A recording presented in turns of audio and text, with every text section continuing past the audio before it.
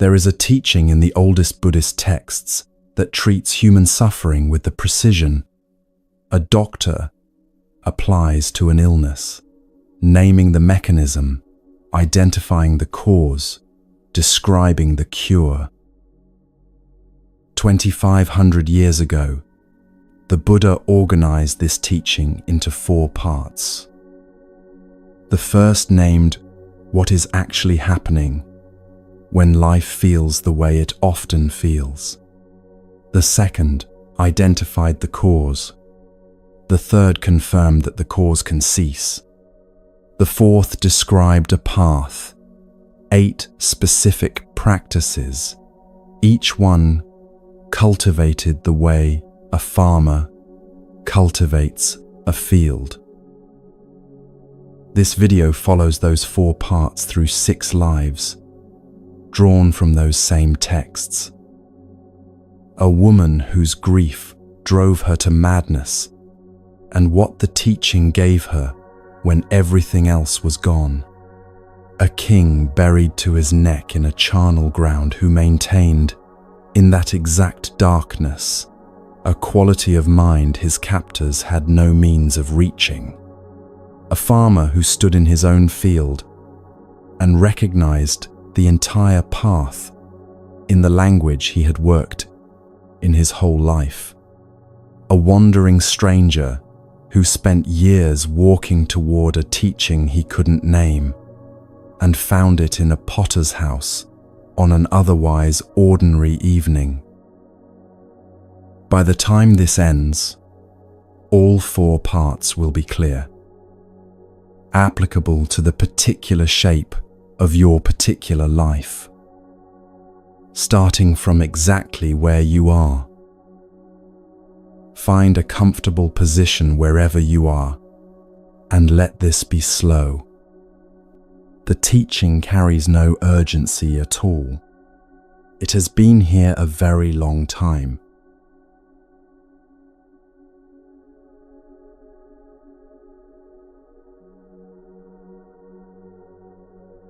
The first part of the teaching begins with a woman who did not know she was wandering.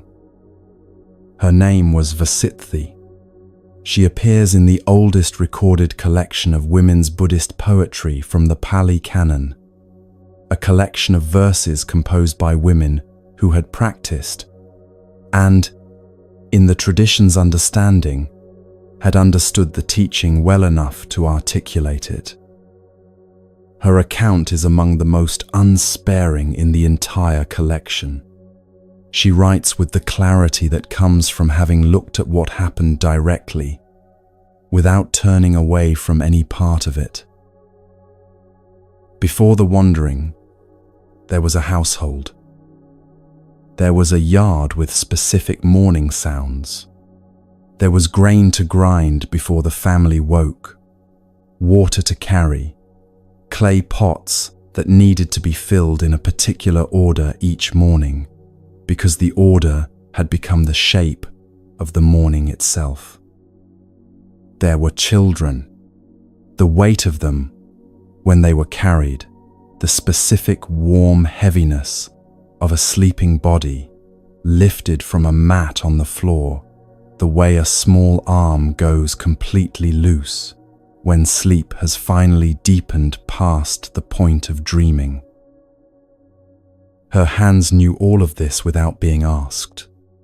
The knowing lived in the hands themselves, in the angle of the wrist when lifting, in the pressure of the fingers when the work required pressure, in the automatic reaching that happened before the mind had caught up with what the body was already doing. For years, those hands had a purpose that never needed to be explained or justified, because the purpose was simply there, waking with the sun, present through all the hours between rising and sleep. There was the specific texture of raising children across the years, the way they went from being carried to walking beside her, from needing everything to needing different things, from one form of dependence to the next. Each year, the household rearranged itself around where they were. The food changed as their appetites changed. The sounds in the yard changed as the games changed. The evenings changed as conversations became possible that had not been possible before. A household with children in it is a living thing, something that continuously adjusts to the particular shape of the lives being lived inside it. And the woman at the center of all that adjusting adjusts with it, so gradually and so completely that she becomes, without noticing, a person whose entire inner organization has grown around the children's presence. These are the kinds of changes a person does not notice while they are inside them, because the person is too occupied with the actual living to step outside and observe the shape of the life being built. The shape only becomes visible from outside, and she was about to be outside it. Then one child died, then another, then the youngest. Vasithi's poem does not describe the manner of each death. What it describes is what the losses produced inside her, and what they produced was grief in a form she could neither hold nor name. The coherence of her inner life dissolved the way a structure dissolves when the thing holding it together is suddenly and completely gone. She wandered. She moved through roads and fields and towns for weeks without knowing she was moving. She did not choose a direction. She did not register hunger or cold. She did not notice that her clothing had come undone, or that people moved out of her path as she came near them, or that days were passing around her like weather she was no longer part of. The mind that organizes itself entirely around certain presences, the morning voice of a child, the weight of a body held against the chest, the daily rhythm of care for lives that depend on that care, loses its organizing center when those presences are gone. What remains keeps moving, keeps reaching, keeps searching the space where the presence used to be, because searching was what the life required, and the life has ended, but the searching has not received the instruction to stop. The wandering was coherent in exactly this sense, a mind continuing to do what it had been built to do, in conditions where what it had been built for was no longer there to be found. She moved through the responses of the people she passed without registering them. Some were afraid. Some mocked her. The fear and the mockery came from the same place. A person whose grief had exceeded the ordinary social container was asking something of those who witnessed her that most of them had no means of giving.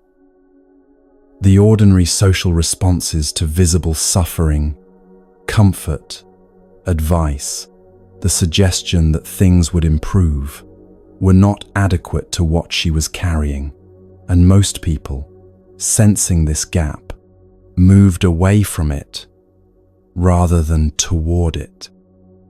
She kept moving.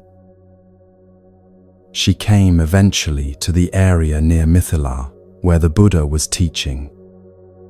The meeting the text's record is quiet. A woman who had been wandering for weeks came into the presence of a man who looked at what was in front of him without looking away from it. Every other person whose path had crossed hers in that time had managed their own discomfort with what she was carrying by moving past it, around it, or away from it. The Buddha looked at her the way a physician looks at a patient who has traveled a long distance to be seen, with full attention, without needing the person in front of him to be less ill than she was.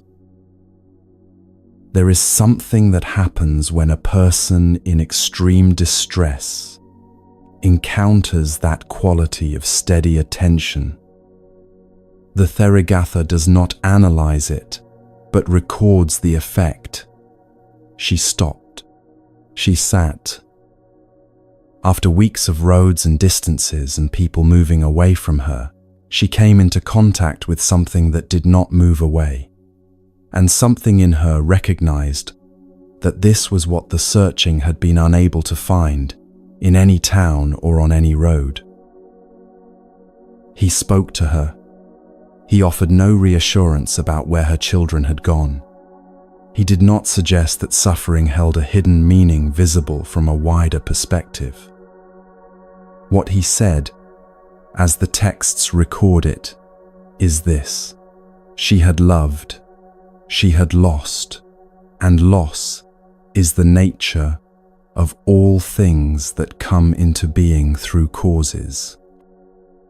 Every composite thing, everything that comes into existence through the meeting of conditions, will, when those conditions change with them.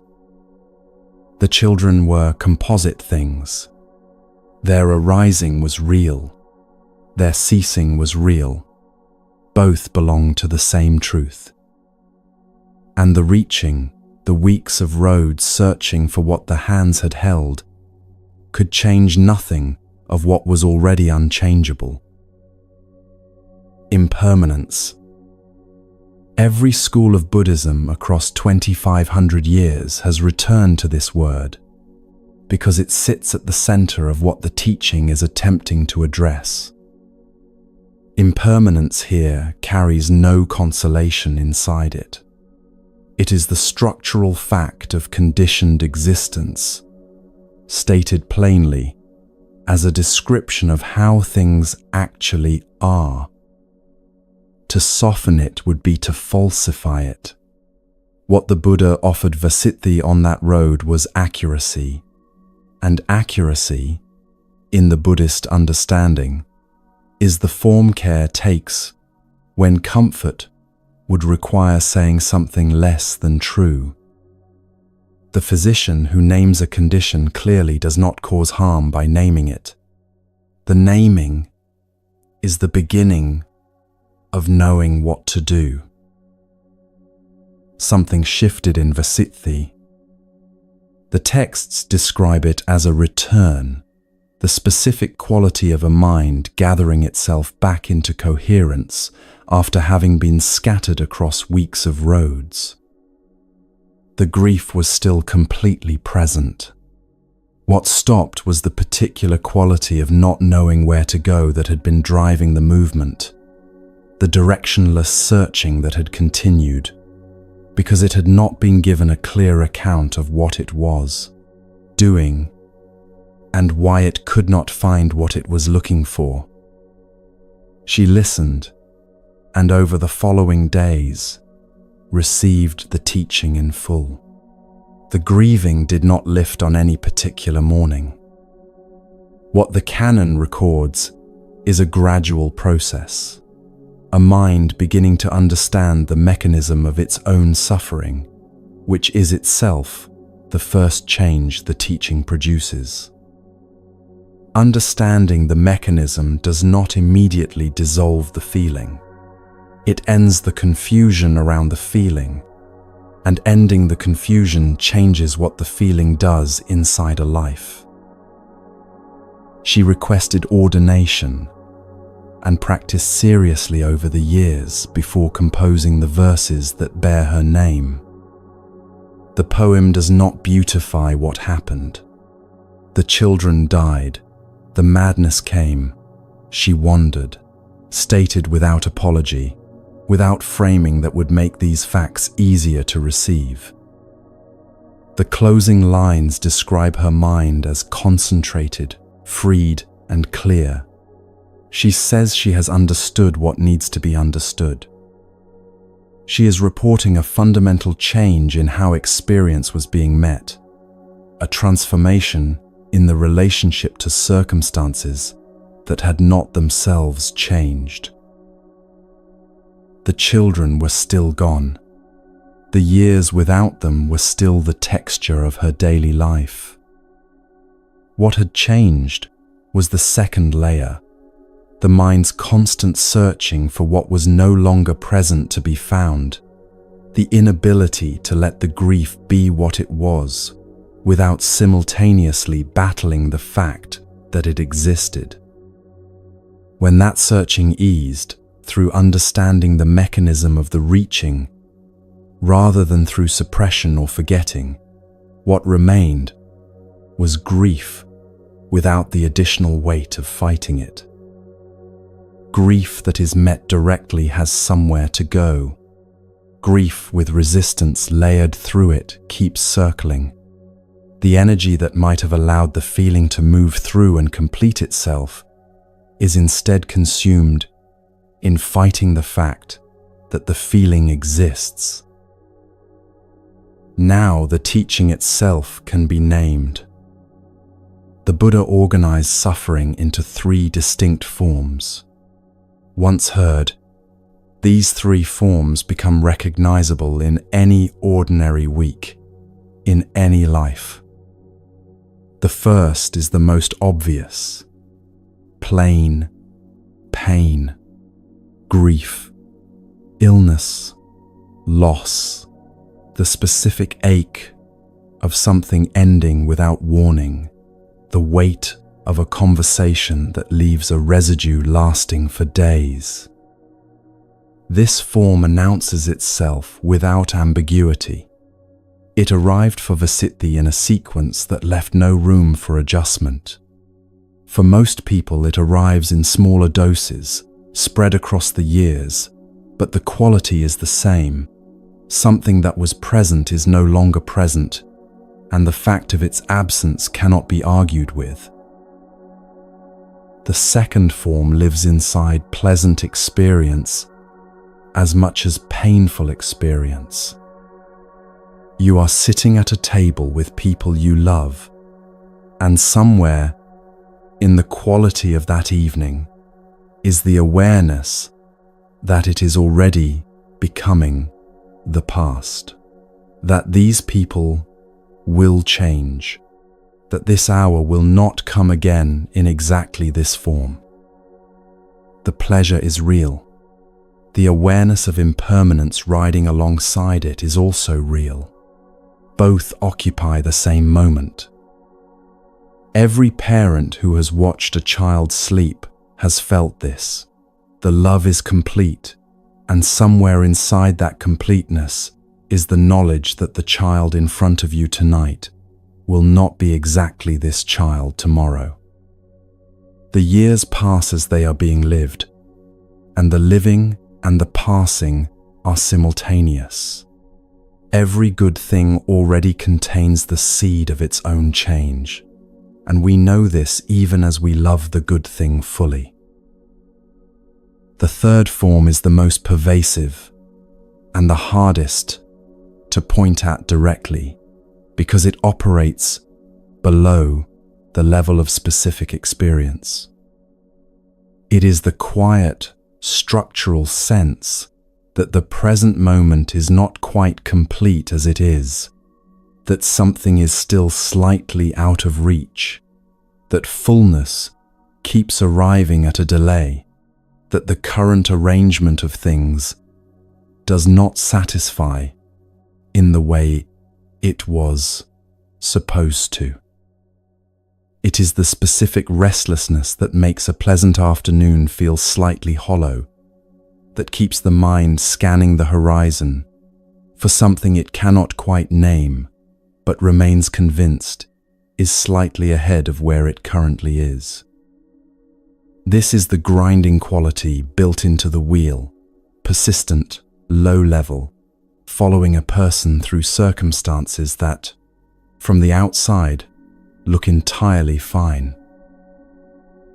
All 3 were present in Vasiti's wandering: the plain pain of the losses, the impermanence that every parent carries, alongside every moment of care, and beneath both, the reaching, the mind moving through roads and fields in search of what it had been organized around. The wandering was the perfectly coherent response of a mind that had lost what it had been coherent around, and what the teaching addressed was the specific mechanism generating the wandering, the reaching itself, the engine that the grief had set in motion. The first part of the Buddha's teaching says plainly, "This is real." The unsatisfactoriness belongs to the structure of a life that depends on conditions for its continuity in a world where conditions are always changing. The person who feels it is paying accurate attention to what is actually here. The teaching begins with this observation as an act of recognition, a way of saying, you are reading the situation correctly. What you do with that accurate reading is what the rest of the teaching addresses. Most of us have spent years working around this ache, finding the right distraction, the right reframe, the right story about what is happening that makes the feeling more manageable. A mind encountering discomfort tends to move away from it, reduce it, keep functioning. The first part of the teaching does not judge this response. It shows what it costs. A mind actively keeping the ache at a manageable distance is consuming a significant portion of itself in that management, less available for full presence in the moments that actually matter, for genuine contact with the people in front of it, for the quality of attention that allows ordinary experience to be fully lived rather than observed from behind a careful distance. The management takes many forms.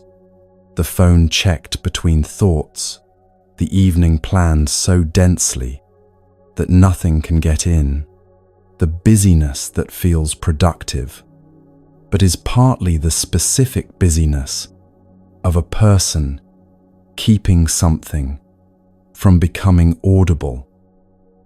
Left unmet, the ache also does not diminish on its own. It continues in the background, the tightness in the chest in the early hours of the morning, the flatness that settles over an otherwise pleasant afternoon without clear cause, the sense that something is not quite right that persists through circumstances that, from the outside, look entirely fine. The management requires constant maintenance, and the cost of that maintenance compounds across years. The teaching asks for accurate looking. There is a specific quality of relief that comes from naming precisely what is actually present. A person given a precise account of a long-standing condition experiences a particular easing, not because the condition has resolved, but because the confusion around it has. The confusion is its own weight. It sits on top of the actual suffering and makes the actual suffering harder to meet directly, harder to work with. Removing the confusion does not remove the suffering. It makes the suffering workable. And workable is where everything else in this teaching begins. What working with the first part of the teaching actually looks like in a life is worth being specific about. Looking directly at suffering means recognizing its form accurately. This is grief. This is the awareness of impermanence.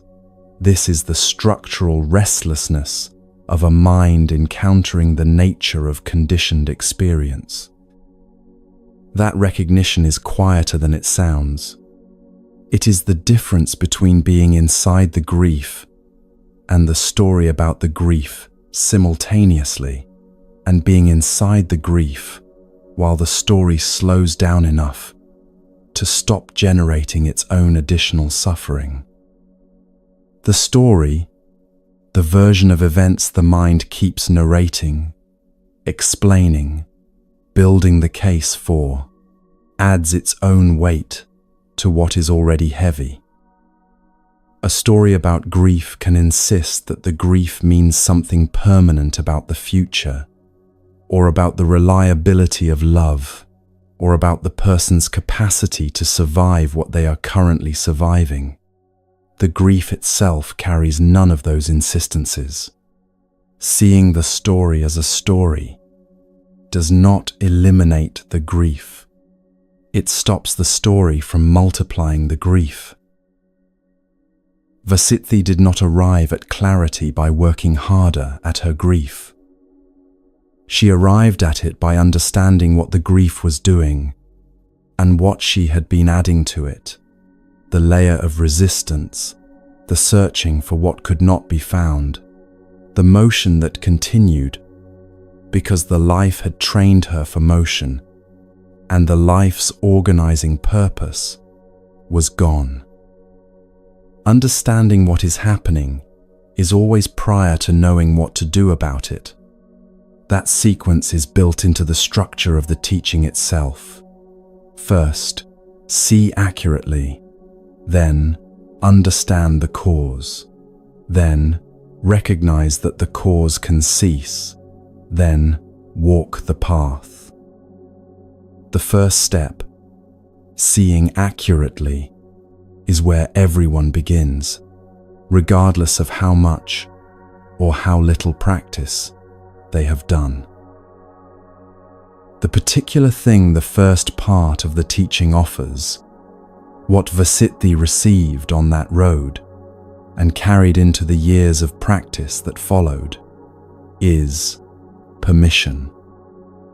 Permission to let what is difficult be difficult, without adding to the difficulty the weight of fighting the fact that it is difficult at all.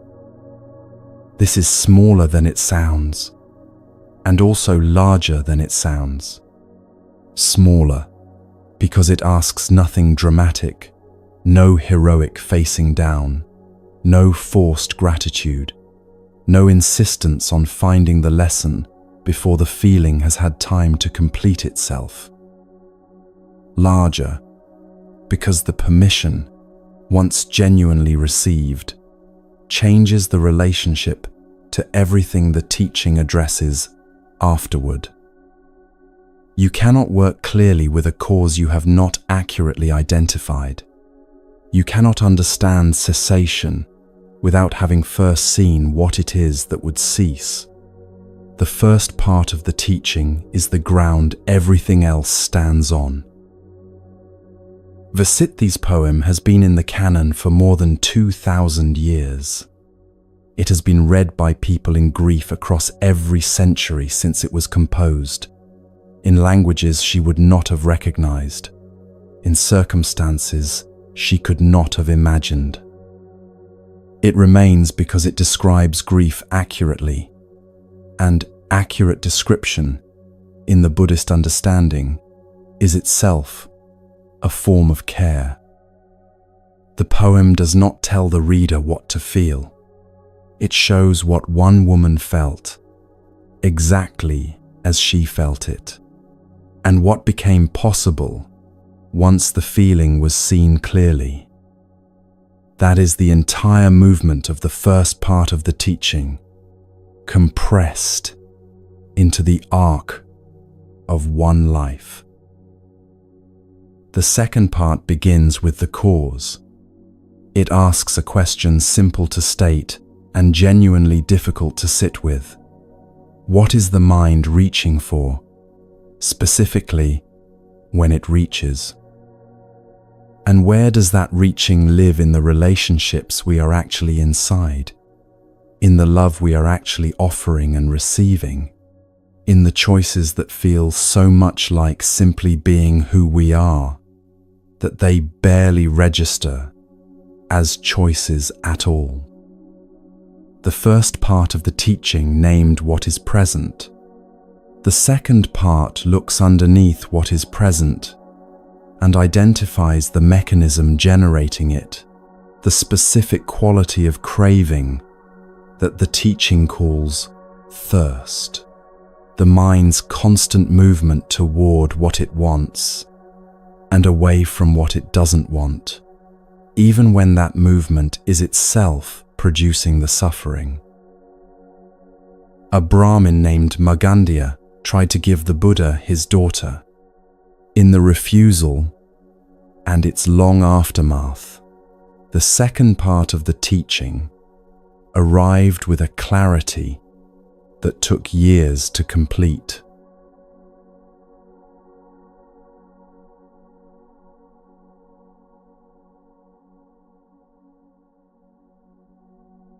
Magandia was a Brahmin of standing in the town of Kamasadama, and he had a daughter whose beauty had been remarked upon across the region for years. He had refused many offers for her. This refusal came from a conviction he had carried quietly. The person who would be worthy of her had not yet appeared. The refusals were, in their way, a form of love. He believed something adequate to what his daughter was would eventually present itself, and he was prepared to wait. One morning, walking outside the town, he saw the Buddha seated at the edge of a path. What he saw in the man's bearing stopped him. There was a quality of absolute stillness in how the man sat, the specific stillness of someone who had arrived somewhere and had no need to be elsewhere. Something in Magandia recognized this quality as the thing he had been holding the space for. He turned and walked back to his house immediately. He returned with his wife and his daughter.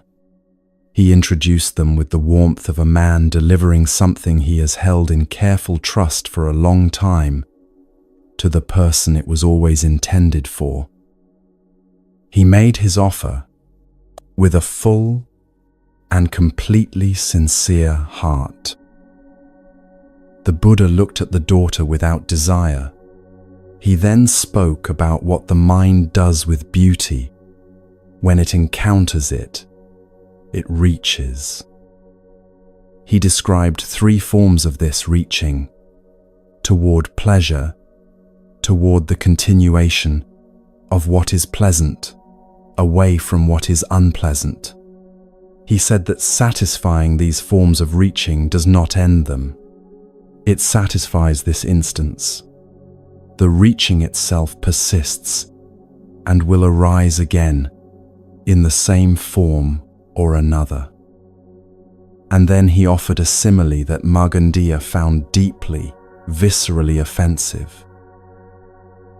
He described a leper, a man whose wounds had gone open across his body, the skin broken, the flesh beneath exposed. This man sits at the edge of a fire pit. He thrusts his open wounds toward the heat and scratches them at the same time. The heat brings a specific kind of relief. Warmth on raw skin produces a sensation that interrupts the itch for as long as the heat is present. The scratching intensifies this relief momentarily, but the scratching deepens the wound. The relief depends on the wound remaining a wound. Move the leper away from the fire, clean the wounds and treat them properly, and the relief produced by the heat becomes unnecessary because the condition requiring it has been addressed at its root. But the leper at the fire would resist being moved. The relief feels real. The alternative feels like deprivation. This, the Buddha said, is what craving does. It provides relief of a kind that maintains the wound requiring relief. Each satisfaction produces the next wanting. The sequence never completes itself, because the mechanism was not designed to complete, it was designed to continue. A person embedded in this mechanism offered the possibility of a different relationship to experience, will receive that offer the way the leper receives being moved from the fire, as a loss, as deprivation, as something to resist. Markandeya left in anger. His daughter was not named in the simile, but the implication had landed with full force. He had offered something he valued completely and received in return a teaching about the nature of valuing itself. His anger was the entirely predictable response of a mind that craving was protecting from a teaching about craving. The texts record what followed across the years.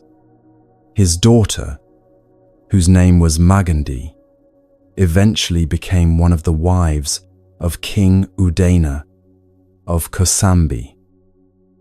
She was beautiful and intelligent, raised by a father whose years of careful refusal had communicated, clearly and repeatedly, that she was something exceptional, deserving the best the world could offer. She arrived at the king's court carrying this understanding of herself, and she was not wrong about the specific facts of it. She was exceptional. The king prized her. She had standing, comfort, and the king's attention. By every external measurement available in her world, she had what she had been raised to believe she deserved. And it was not enough. The king had other wives, and the other wives diminished her in her own understanding, from the center of everything to one among several. She was given the best the king's court could provide: fine rooms, attendants, clothing, food, and the genuine regard of a man of power. Each of these was real. Each provided the kind of relief the fire always provides. And the relief, in every case, required the wanting to remain active in order to be felt as relief at all. A person who no longer wanted the king's favor would not experience his favor as a gift. The pleasure of possession depends on the existence of the craving for possession, and the craving, once fed, simply takes a new form. What she wanted now was not merely the favor, but the exclusivity of the favor. What she wanted was to be the only one, and that wanting could not be satisfied without generating the next, sharper version of itself. She used her position. She arranged for people in the streets of Kosambi to abuse the Buddha as he walked through the town, calling after him, insulting him publicly, creating an atmosphere of hostility around him wherever he went. This is recorded in the Dhammapada commentary as a consequence of the long arc that began the morning her father made his offer. The anger Markandeya carried from that morning had moved through the years and had settled in his daughter as a specific quality of resentment toward the man who had refused what her father offered. She could not have articulated this connection. The link between her father's wounded pride and her own actions years later was not visible to her as a link. This is one of the ways the teaching on craving is most precise. The mechanism operates largely below the level of conscious awareness, shaping choices that feel like free decisions, while being thoroughly conditioned by what the craving has been doing across years of a life. The harassment continued for a time. The Buddha's disciples were distressed by it, and he responded by walking them through a sequence of questions that led them to see that adding their own agitation to the agitation around them compounds, rather than reduces it. But the more significant moment in this longer arc belongs to Margandi herself. She was eventually brought, through events the texts do not detail, into a genuine encounter with the teaching she had spent years opposing. What this encounter required of her was the willingness to hear what the teaching actually said, rather than to continue hearing what she had long decided it had done to her family. She had spent years living the illustration the Buddha had given her father. She had sat at the fire pit, and the fire had brought the kind of relief the fire always brings, temporary, dependent on the wound remaining open, requiring constant renewal. The king's favor was real. The comfort it provided was real. What it could not provide was the cessation of the wanting, because no external arrangement has ever been capable of providing that. She had been given persuasive reasons to believe otherwise, and the years had quietly demonstrated the limits of those reasons. Now the teaching itself can be named. The second part of the Buddha's teaching identifies the cause of the suffering described in the first part. The cause is craving. The specific quality of reaching the teaching calls thirst. The word thirst is precise in a way that desire or wanting are not. Thirst is the experience of genuine need, driven toward finding relief by a discomfort that sharpens the longer it goes unaddressed.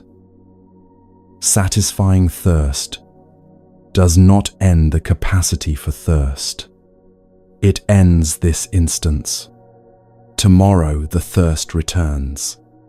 The teaching uses this word because it names the quality accurately.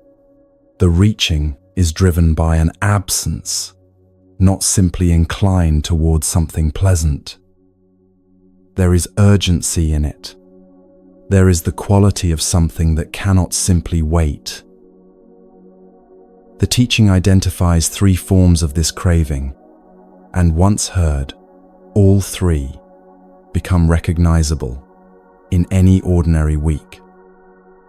The first is craving for sensory pleasure, the reaching toward taste, touch, sound, sight, or thought that promises relief from discomfort or an intensification of what is already pleasant. The phone checked when the mind grows restless.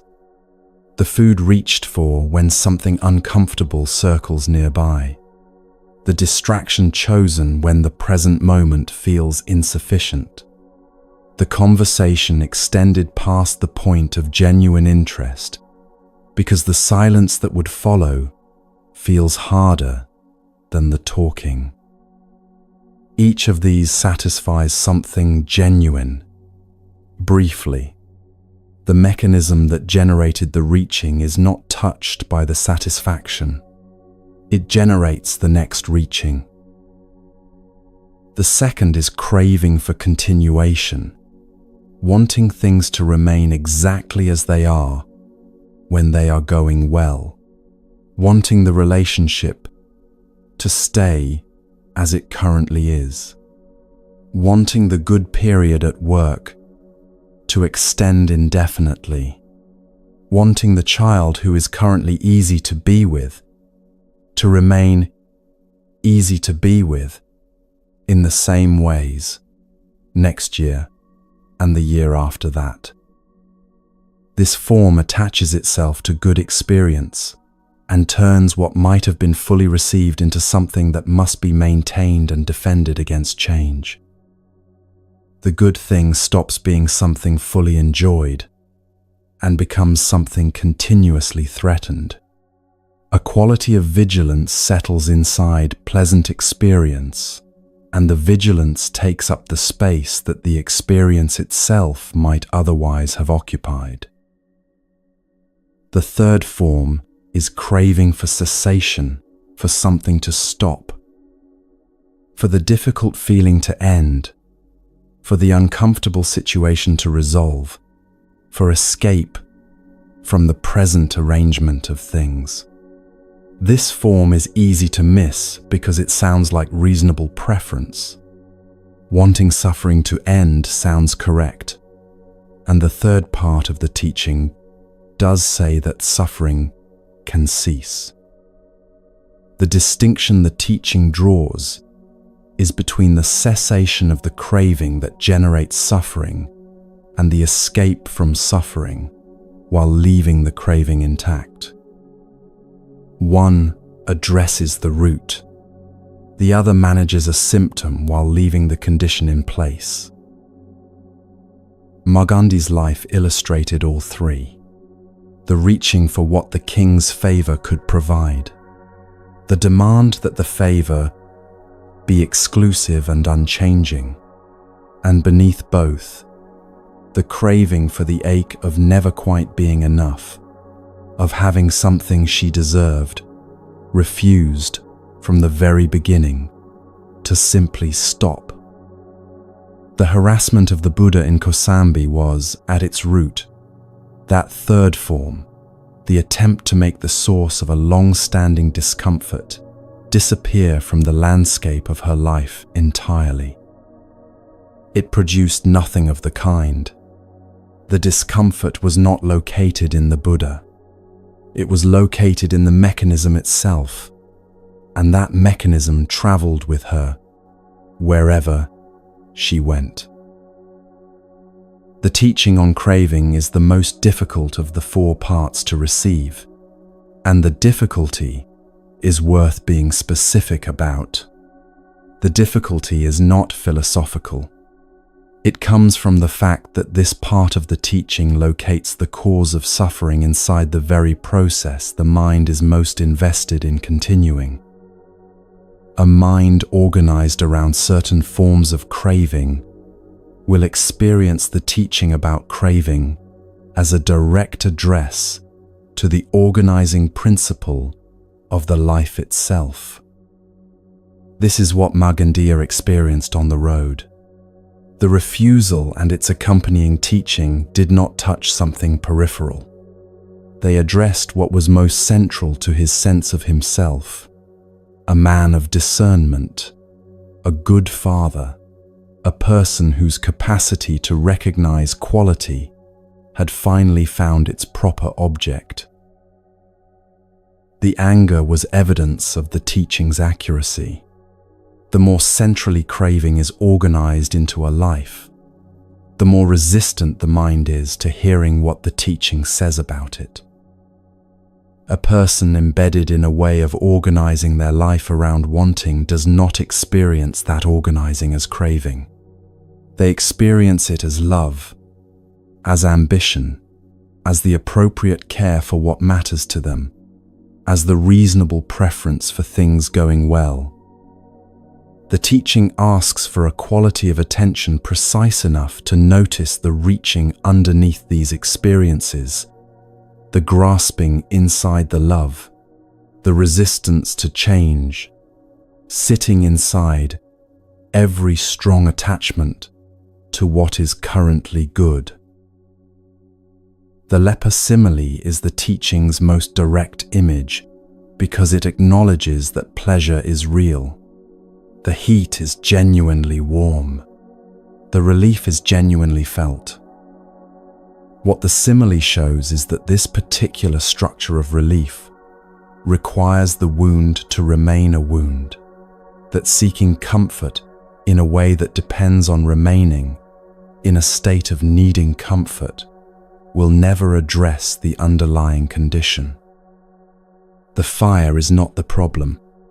The wound is, and the leper at the fire offered the possibility of treating the wound rather than managing its effects, resists, because from inside the reaching, the relief feels indistinguishable from the solution.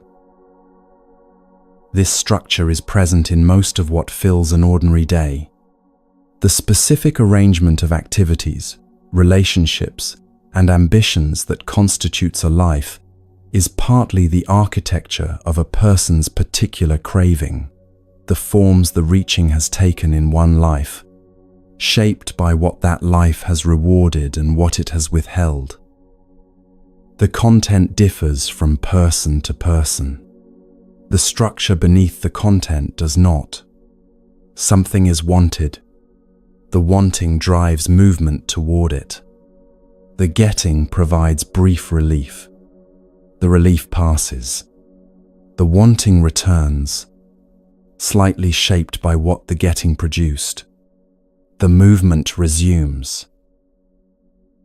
Most people living inside this structure do not experience it as a structure. They experience it as simply how things are, the natural texture of a life being lived in the ordinary way. The reaching is so familiar that it generates no friction. It becomes legible only when something disrupts the cycle, when a long-wanted thing is finally obtained and the relief it provides is shorter than expected, when a relationship that was supposed to resolve something leaves an ache the relationship cannot address, when a life that meets every external criterion still feels insufficient in ways the person cannot fully explain. At these moments, the structure becomes briefly visible. Most people respond by adjusting the wanting something slightly different, or more of what they currently have. The adjustment keeps the structure intact. The teaching asks for the specific act of looking at the structure itself, noticing the reaching as reaching, the grasping as grasping, the quality of thirst operating underneath what the mind calls love or preference, or the reasonable desire for things to go well. This noticing does not require dramatic renunciation or the abandonment of what matters. It requires the kind of attention that can distinguish between the person loved and the craving for that person to remain exactly as they are, between the work that genuinely matters and the craving for that work to be recognized in specific ways, between the life being lived and the persistent insistence that the life be slightly other than it currently is. The value in the second part of the teaching is worth naming directly. The cause of suffering has been located inside a process that is observable. What can be observed can be worked with. The cause is not located in circumstances, in the wrong relationship, or the arrangement of things that must change before relief becomes possible. It is located in the quality of the reaching itself, which means the path towards cessation does not wait for the circumstances to improve. It requires understanding to deepen, and that deepening remains available regardless of what the circumstances happen to be doing. Magandia's anger on the road was not the anger of a bad man. It was the anger of a man in whom craving was operating completely enough that a teaching about craving produced, on first contact, exactly the resistance the teaching had described. He was inside the mechanism while hearing a description of it. Most people are. What the second part of the teaching offers is not an immediate exit from the mechanism, but a beginning of seeing it clearly, noticing the reaching as reaching, in this conversation, in this moment of wanting something to be different, in this quiet scanning of the horizon for what is just slightly ahead of where things currently are. The noticing creates a gap. The gap is small, and the gap is everything the third part of the teaching works with. A king was buried to his neck in a charnel ground. His captors had removed his kingdom, his freedom of movement, and everything the world uses to measure whether a life is going well. What they found when they returned, what had persisted through the darkness, the cold, and the smell of death around him, is the third part of the teaching given its most complete and unsparing demonstration.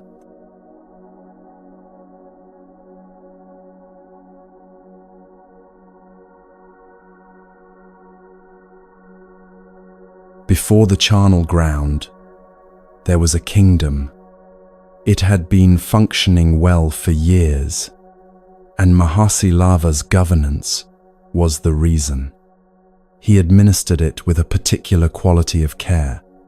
He held ministers accountable, directed the treasury toward his people's welfare, and made decisions that required absorbing political difficulty rather than choosing the convenient path.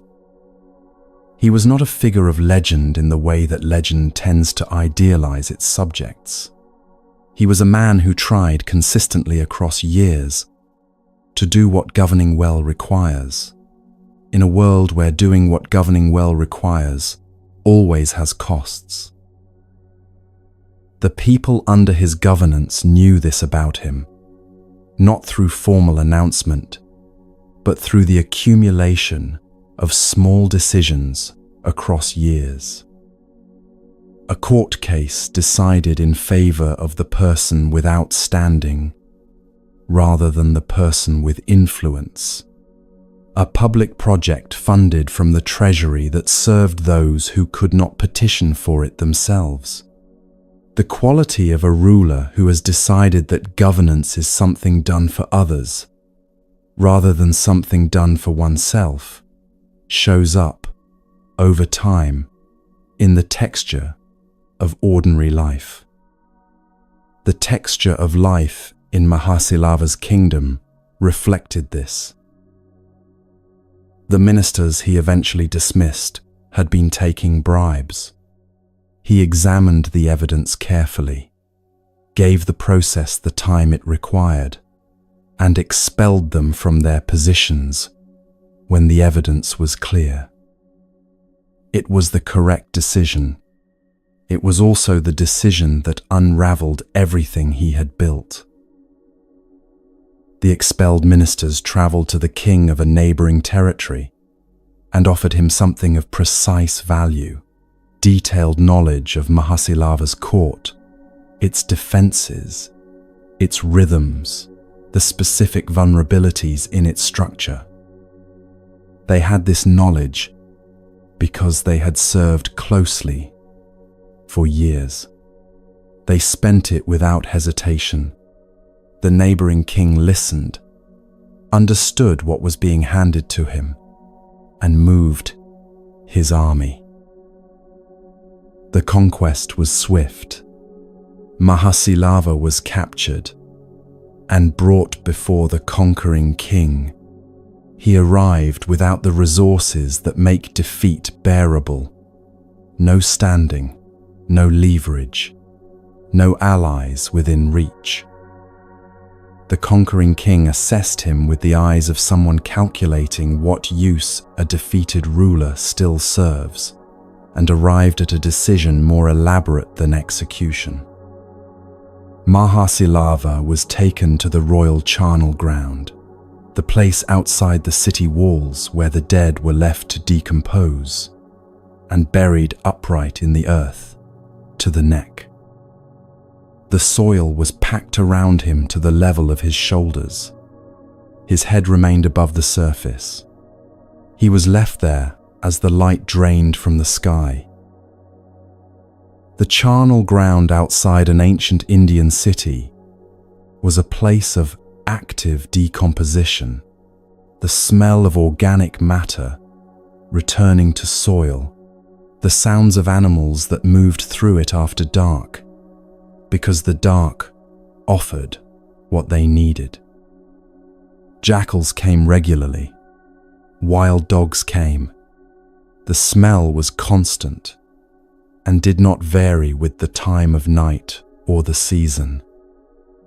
For a man buried to his neck in such a place, unable to move any part of his body except his head, with darkness settling around him and the sounds of what was approaching from every direction, the hours ahead were a confrontation with the most fundamental human fears, delivered in their most complete form.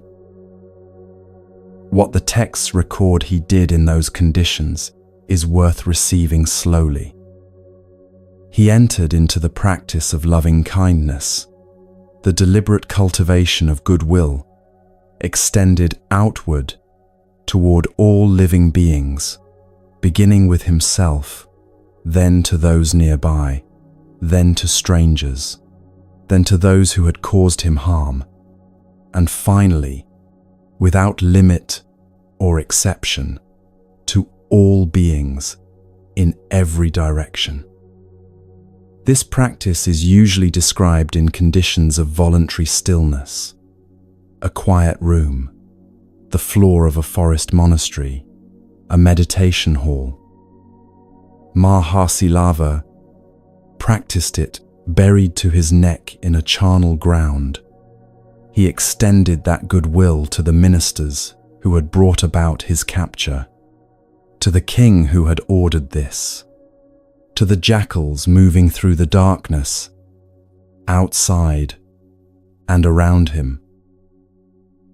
Loving kindness in the Buddhist understanding is not a performance of warmth toward people who have done real harm. It is the specific orientation of a mind that has released its grip on wanting harm to come to those who caused harm. It does not revise the facts. Mahasilava's kingdom had been taken through betrayal. This remained entirely true, and the practice did not require pretending otherwise. What it addressed was the mind's habitual response to those facts, the compulsive activity that constructs resentment, rehearses grievances, generates images of what justice would require, and consumes attention in interior work that cannot change anything already occurred.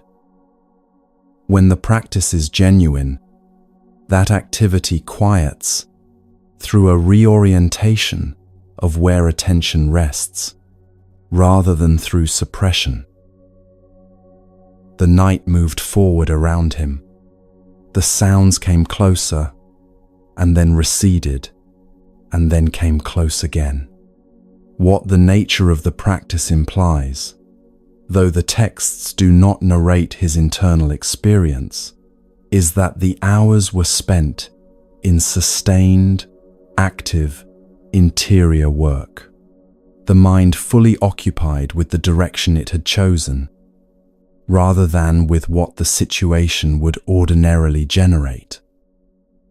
Extending genuine goodwill to the ministers required holding them in mind as beings who had acted from fear, from wounded pride, from the ordinary human calculation of self-interest, beings capable of harm precisely because they were caught in the same mechanism of craving and self-protection that produces harm in any life. This is what the practice is for. Releasing the grip that keeps the mind locked onto what it has decided is responsible for its suffering, and returning attention to what is actually present in this moment, in this circumstance, with this darkness and these sounds and this particular patch of sky visible above. The fear was real. There is no version of a charnel ground at night that does not include fear, and the texts do not claim that Mahasilava was untouched by it. What the practice offered was a specific relationship to the fear, meeting it as one more condition present in this moment, rather than as a signal requiring immediate escape from what generated it. The difference between these two relationships to fear is practically significant. A mind that fear drives cannot use its attention for anything other than managing the fear and scanning for additional threats. A mind through which fear passes remains available to what else is present: the ground beneath him, the patch of sky visible above, and eventually, in the deep hours of the night, the sound, and then the proximity of a jackal coming close. At some point in the darkness, that jackal approached him.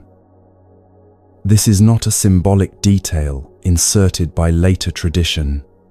Jackals came to charnel grounds because charnel grounds contained food, and a man buried upright in the earth was a presence that would attract investigation.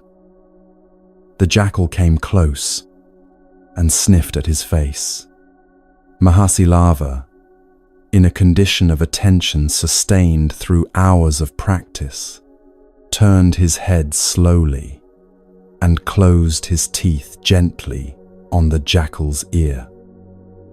The jackal pulled sharply back. In pulling, it disturbed the earth packed around the king's head. The disturbance was small, a loosening in the compacted soil at the surface around his neck. Over the hours that followed, Mahasilava worked this loosening with the only part of him that could move: his head, his neck. The soil worked slowly and without the kind of urgency that would pack it tighter, gradually gave way. The night was long enough for what the process required. Before the sky began to lighten, he had freed himself from the earth. He did not move toward escape.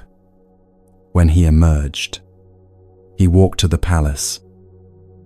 When the conquering king was told that his prisoner was at the gate requesting an audience, he agreed to see him out of a curiosity that had no ready framework for what was being described. Mahasilava entered and stood before the man who had ordered him buried. He did not carry grievance in his bearing, or the particular quality of a man arriving to settle a score. He offered a teaching about governance, that a kingdom built on betrayal will be betrayed in turn, that the ministers who brought intelligence against one king will carry it against another, that stable rule has its foundation in the quality of what a ruler does with power rather than in its accumulation. The conquering king listened carefully. What was in front of him was a man who had spent a night in a charnel ground and arrived at the palace the following morning, carrying neither bitterness nor urgency, only what was true, offered plainly, without the quality of someone expecting anything in return. He was persuaded in the way a person is persuaded when they encounter something solid, through the quality of what was in front of him rather than through the force of the argument. Mahasilava was restored to his throne. The restoration is not the center of what this story carries. Had Mahasilava been killed at the gate, The third part of the teaching would have been no less demonstrated by the night he spent in the charnel ground. Cessation is not defined by what circumstances produce afterward. It is defined by what the mind does with what is present now. The restoration shows what becomes possible when a person operates from that quality of mind. The night in the charnel ground shows what the quality itself actually is. Now the third part of the teaching can be named. The third part says that suffering can cease. This claim requires care in the receiving, because what it means and what it sounds like are genuinely different. It does not mean that painful circumstances will be removed from a well-practiced life, or that equanimity produces pleasant feeling in difficult situations. What it says is more specific. The particular suffering generated by craving, the compulsive adding that turns plain pain into something consuming and relentless, can be addressed at its root. And when it is addressed at its root, what remains is experience without that specific quality of addition. The charnel ground is still a charnel ground. The loss of the kingdom is still entirely real. What ceases is the mind's automatic movement toward elaborating what is already there. The word equanimity is worth examining directly because it is consistently misread. It sounds like emotional flatness, the quality of a person who has stopped being affected by things. What the tradition means by it is the quality of a mind that meets experience fully, without the compulsion to immediately make that experience different from what it is. A person with this quality feels the cold. They hear the jackals. They know their situation with complete accuracy. What they do not have is the automatic machinery of thoughts about how the situation ought to be otherwise, who is to blame for it being this way, and what would constitute adequate redress. Mahasilava in the charnel ground had the full weight of the first kind of experience. The second kind was largely absent. The absence of the second kind is what the word cessation actually names. This distinction shows up in ordinary life in forms far smaller than a charnel ground, and the teaching intends for it to be recognized in those smaller forms. Consider the experience of making an error at work, something missed, something said badly in a meeting in front of colleagues. The plain experience is specific and immediate. The flush of embarrassment, the awareness of having failed at something in public, the knowledge that consequences follow. What ordinarily follows, so automatically that most people experience the whole sequence as a single unbroken event, is an extended interior narration.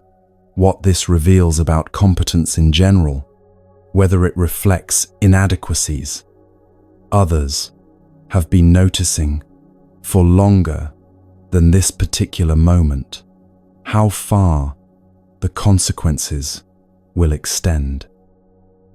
Each of these generates its own discomfort, which generates the next, and the embarrassment that lasted 3 minutes occupies the next 3 hours. The cessation the third part of the teaching points toward is the gradual development of enough space between the plain experience and the added narration that the narration can be seen as narration, a process the mind is doing, rather than a truth the situation contains. That space begins very small in early practice. It grows through the kind of steady, unglamorous attention that most practice actually consists of. As it grows, what a difficult moment does to the rest of the day begins to change. There is a specific quality of relief that develops as equanimity grows through ordinary practice, and it is worth naming directly. The relief arrives as the noticing, in a moment of difficulty, that the familiar spiral either did not begin or began and was seen before it had run its full course. This noticing, which feels small from inside it, represents a fundamental shift in the relationship between the mind and its own activity. The mind that notices the spiral starting can choose, in that moment of noticing, whether to follow it. The mind that does not notice cannot choose. Equanimity begins in the gap between the impulse and the action that follows from it, and it grows as that gap becomes more consistently available. Most people have experienced this in moments of genuine presence, a conversation in which they were fully absorbed, a task that held their attention so completely that the habitual mental machinery quieted on its own.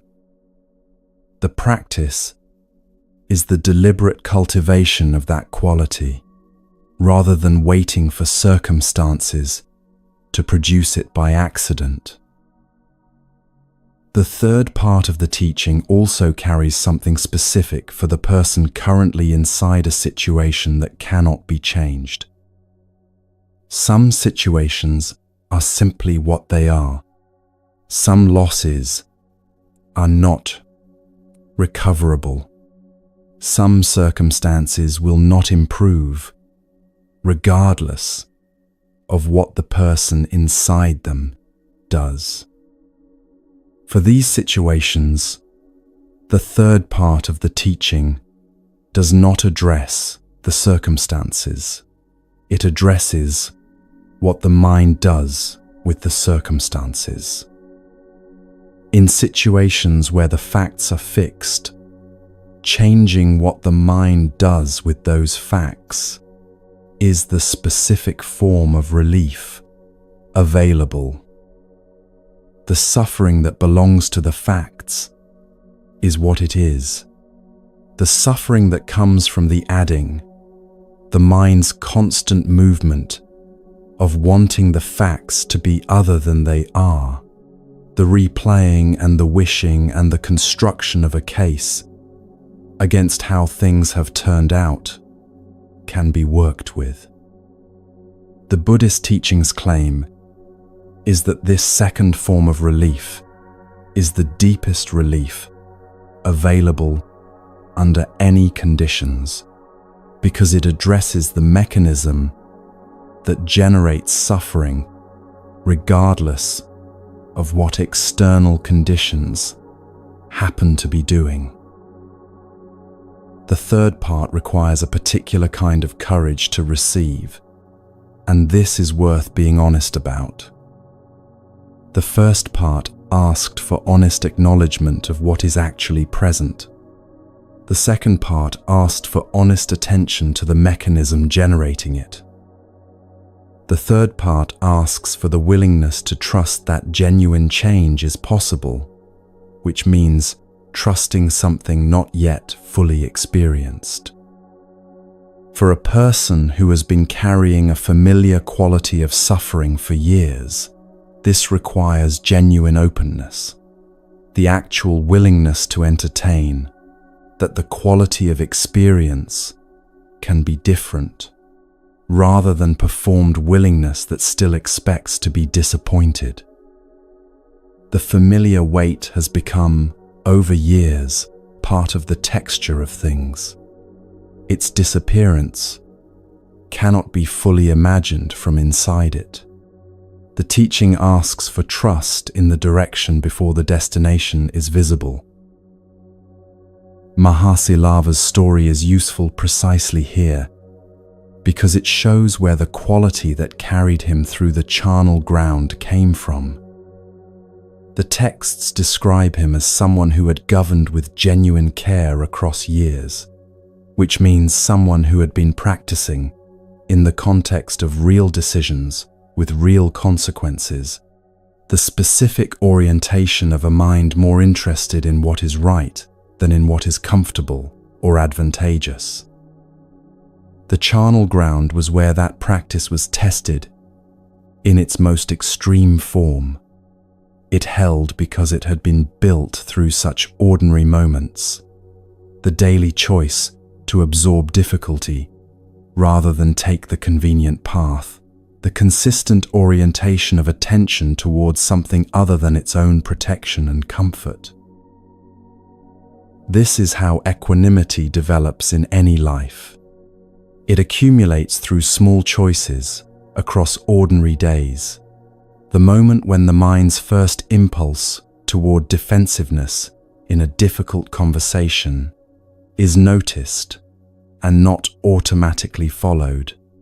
The moment when something goes wrong and the thought that wants to spiral into an extended story about what it means is seen as a thought rather than an accurate reading of the situation.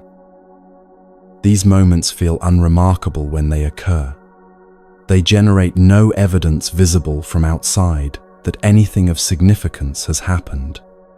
Their accumulated effect across months and years is what gets demonstrated when the charnel ground arrives, in whatever form it arrives.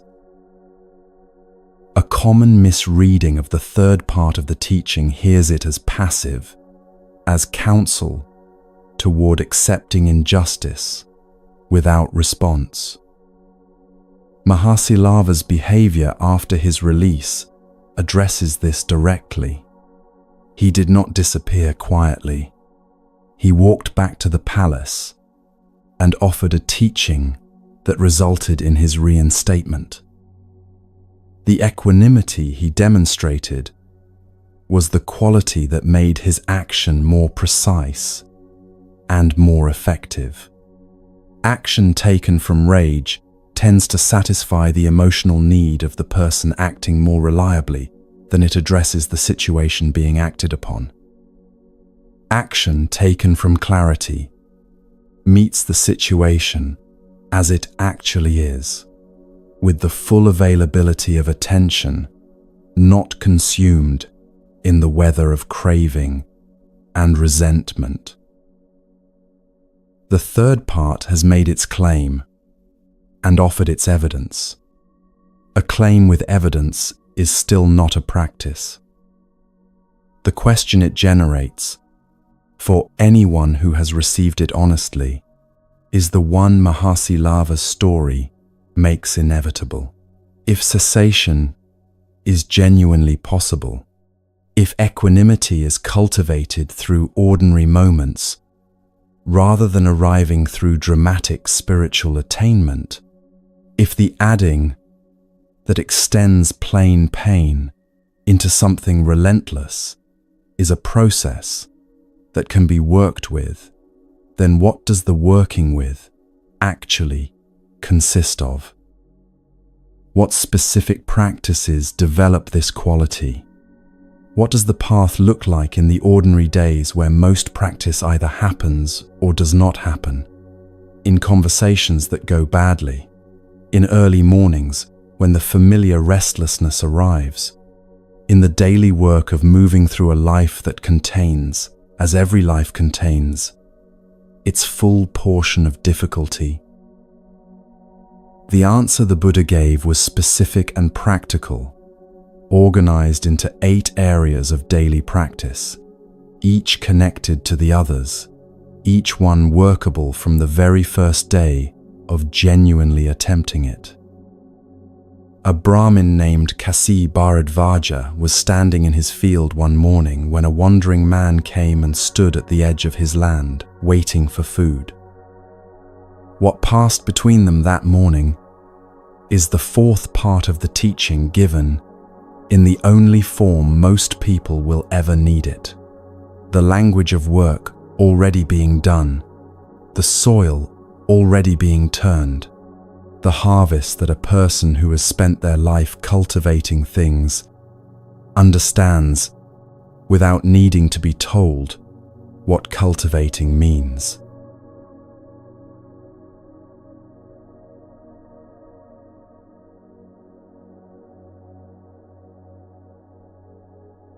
The ploughing festival at Ekanar happened in the weeks before the monsoon, when the soil had softened enough to be worked and the rains were still a month away.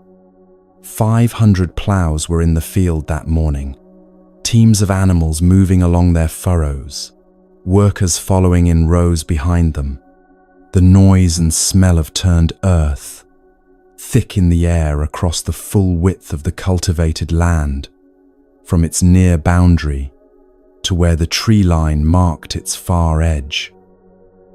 Kasi Bharadvaja had farmed this land for years, and his movement through the morning's work carried the particular efficiency of someone whose body has absorbed the individual steps so completely that attention is freed for what only long experience can read. Which sections of the field need more depth today, where the soil is compacting and will need different treatment, how the angle of the light indicates how many hours remain before the heat becomes a limiting factor. He knew this land with the knowledge that accumulates through decades of working the same ground, a knowledge living below the level of conscious thought, expressing itself in the hands going to the right place before the mind has issued any instruction. The field and the man who farmed it had been in relationship long enough that the distinction between knowing the field and knowing himself had, in some practical sense, dissolved. He was also responsible, as host of the festival, for feeding 500 workers before the day's labor could properly begin. He moved among them, distributing food with the same efficiency he brought to everything the day required, when he noticed the wandering ascetic standing at the edge of his land with an alms bowl. The man's stillness was notable from a distance. He stood at the boundary of the field without the quality of someone waiting anxiously, and without the quality of someone performing virtue for an audience. He was simply there, fully present, in the way that very few people manage to simply be anywhere. Kasi Bharadvaja was a practical man in the middle of visible, physically demanding work. The figure at the field's edge appeared to be waiting for the results of other people's labor to arrive at his bowl without having contributed anything to that labor. He finished distributing the food, walked to the boundary of his land, and addressed the matter directly. "I plow and I sow," he said, "and then I eat. You should also plow and sow before you eat." The man looked at him without irritation. "I also plow and sow," he said, "and then I eat." Kasi Bharadvaja examined what was in front of him. No plow, no yoke, no draft animal, no plowshare, no goad, no equipment of any kind, adequate to the claim being made. He was not a man who accepted implausible claims without evidence. "We see no plow," he said, "no yoke, no oxen, no plowshare. You say you plow and sow. Show me this farming of yours." the man sat down at the edge of the field. Behind Kasi Bharadvaja, the work continued, animals moving, workers following, 500 ploughs in the morning air. And then the man sitting at the field's boundary began to speak in the language Kasi Bharadvaja had lived inside his entire adult life. Faith, he said, is the seed. The seed goes into the ground first, before any other element of the cultivation has material to work with, before the rain has anything to reach, and the plough has any prepared bed to work across. The teaching uses the word faith with precision. It means the specific willingness to begin the work before the harvest has confirmed that beginning was worth it. The provisional, reasonable trust of someone who has observed what the ground has produced for others across generations and is willing to attempt the same cultivation in their own plot. It does not mean credulity or the suspension of practical judgment in favor of something attractive. A farmer who needs to see the harvest before committing to the planting will never plant. The season will pass with the ground unbroken and the potential unrealized. A person who needs the full results of practice before beginning the practice will continue waiting for a certainty that only the practice itself can provide. Faith is what allows the work to begin in the presence of that uncertainty, before the outcome has declared itself, while the ground still looks like it always has. Practice is the rain. It falls consistently, or the seed cannot germinate, and what has been planted cannot survive the ground's natural tendency to dry between one effort and the next. The seed is present. The intention is present. The potential is present. But potential without the conditions sustaining it produces nothing the farmer intended. In the teaching, practice means the consistent return to the work across ordinary days, not the intense effort of transformation attempted in concentrated bursts of motivation, but the patient, unglamorous return to attention morning after morning, through the weeks and months in which nothing visible is changing and no evidence of growth appears above the surface. What the rain does through those apparently empty weeks is necessary for what will eventually emerge. The cultivation happening invisibly beneath the surface during the apparently silent periods is not separate from the eventual harvest. It is the harvest being prepared.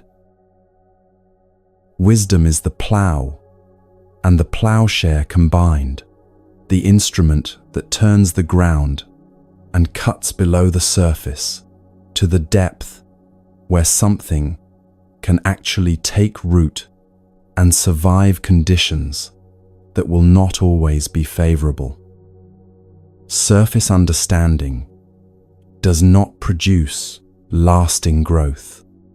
An idea about a teaching, held lightly, agreed with in conversation, kept at the level of an interesting position, will not change what the mind does during a difficult Thursday morning when the habitual machinery engages and the familiar spiral begins. The plough cuts below into the compacted earth and breaks it open to the depth where roots can go and stay. Wisdom in this teaching is the capacity to perceive below the surface of experience, to the mechanisms operating beneath it, the craving underneath what feels like ordinary preference, the resistance underneath ordinary discomfort, the structure of adding beneath what appears to be simply the weight of the situation as it stands. This depth of perception is what the whole cultivation is aimed at eventually making possible. Moral care is the guiding pole. A plough driven without a guiding pole cuts in whatever direction the animal leads, and the furrow becomes uneven across the full length of the field.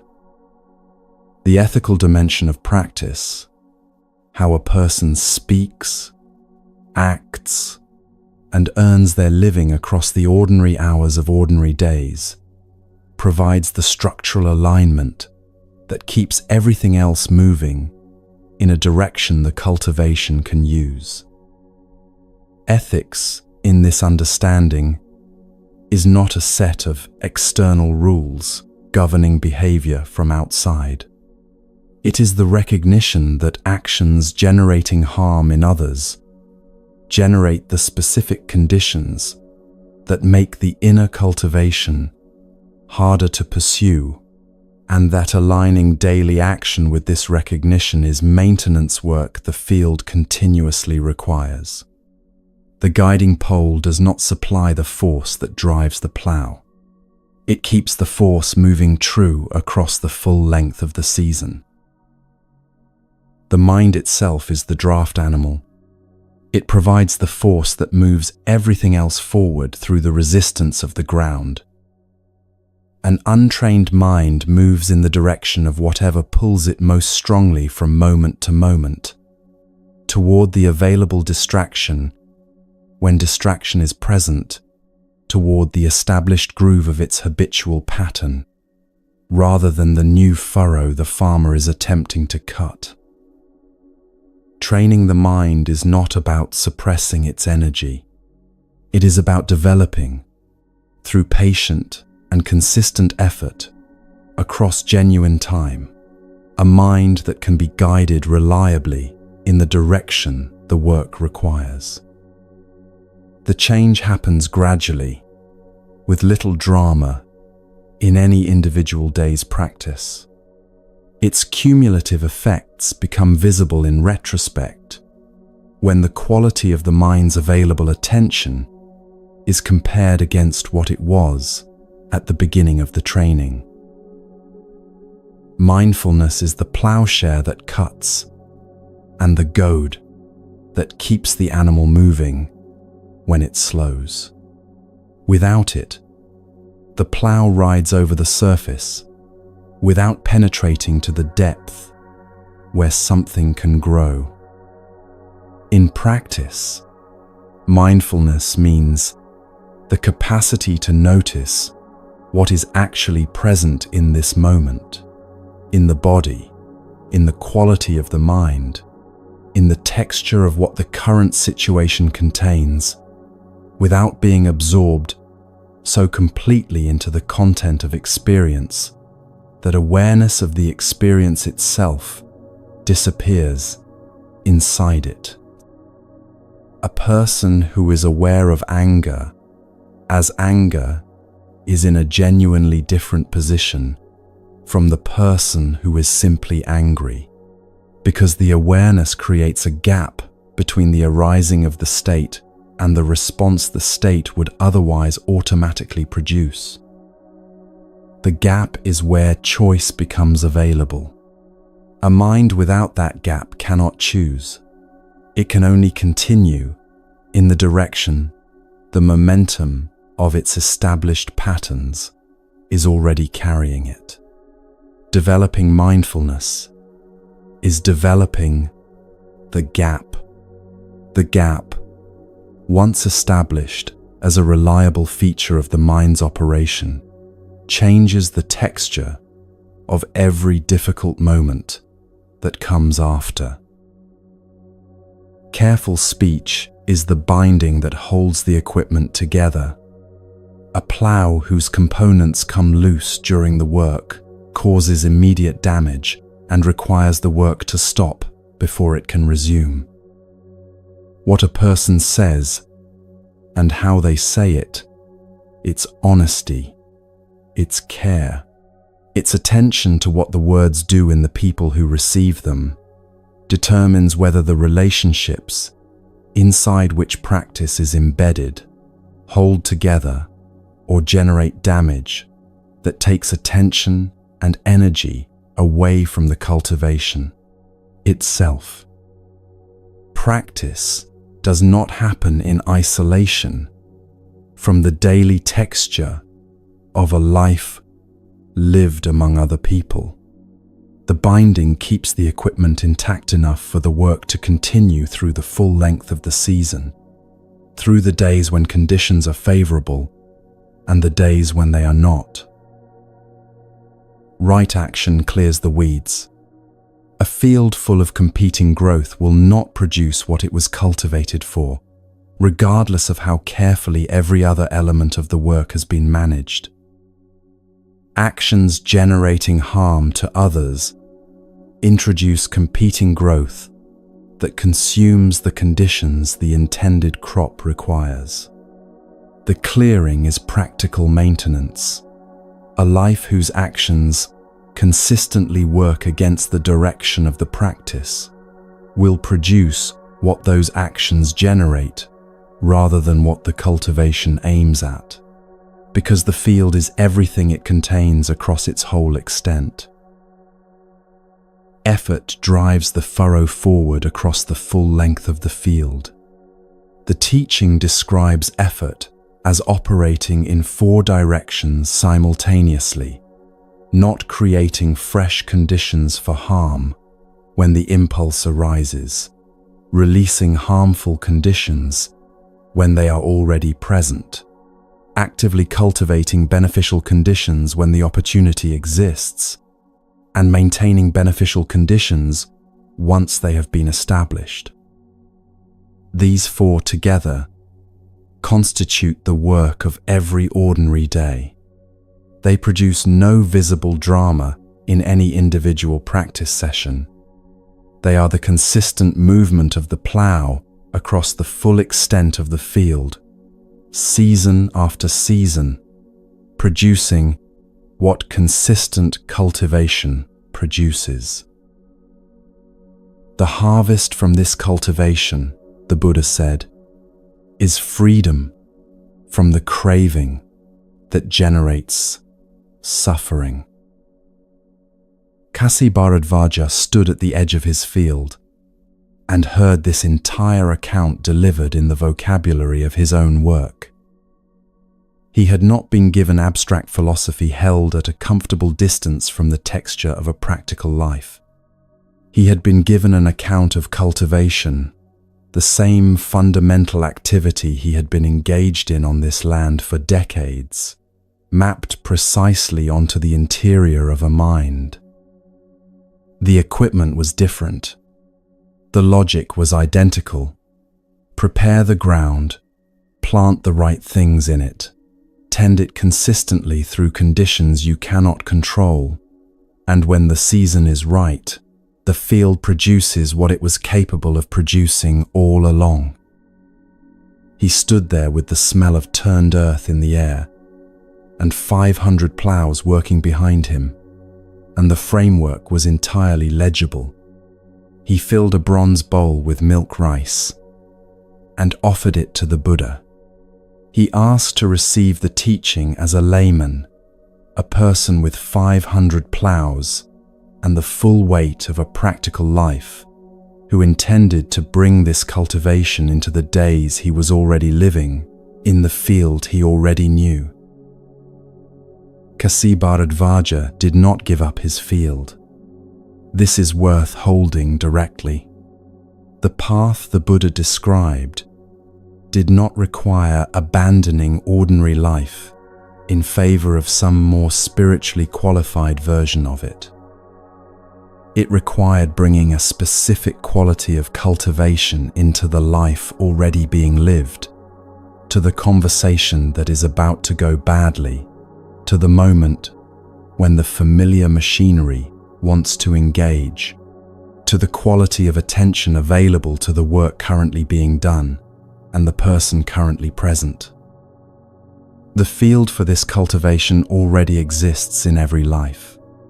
It exists in the texture of ordinary Tuesday mornings, in the specific moment when something goes wrong and the established spiral begins, in the daily accumulation of small choices about where attention goes and what the mind does with what it finds there.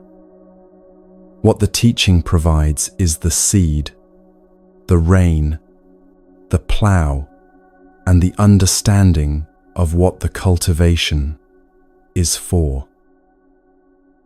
The 8 areas of practice move across 3 broad territories that operate together and cannot be developed effectively in isolation from each other. The first territory covers how a person acts in the world: speech, physical action, and livelihood across ordinary hours. These 3 together determine the quality of the field in which everything else must grow. A person whose daily actions consistently generate harm to those around them is working in a field that keeps producing the specific conditions that make the inner cultivation harder. Speech that misleads, action that exploits, work that requires others to be damaged in its practice. Each introduces competing growth that consumes what the intended crop requires. The care brought to this first territory is the guiding pole, and the weeding brought into the full width of an ordinary life.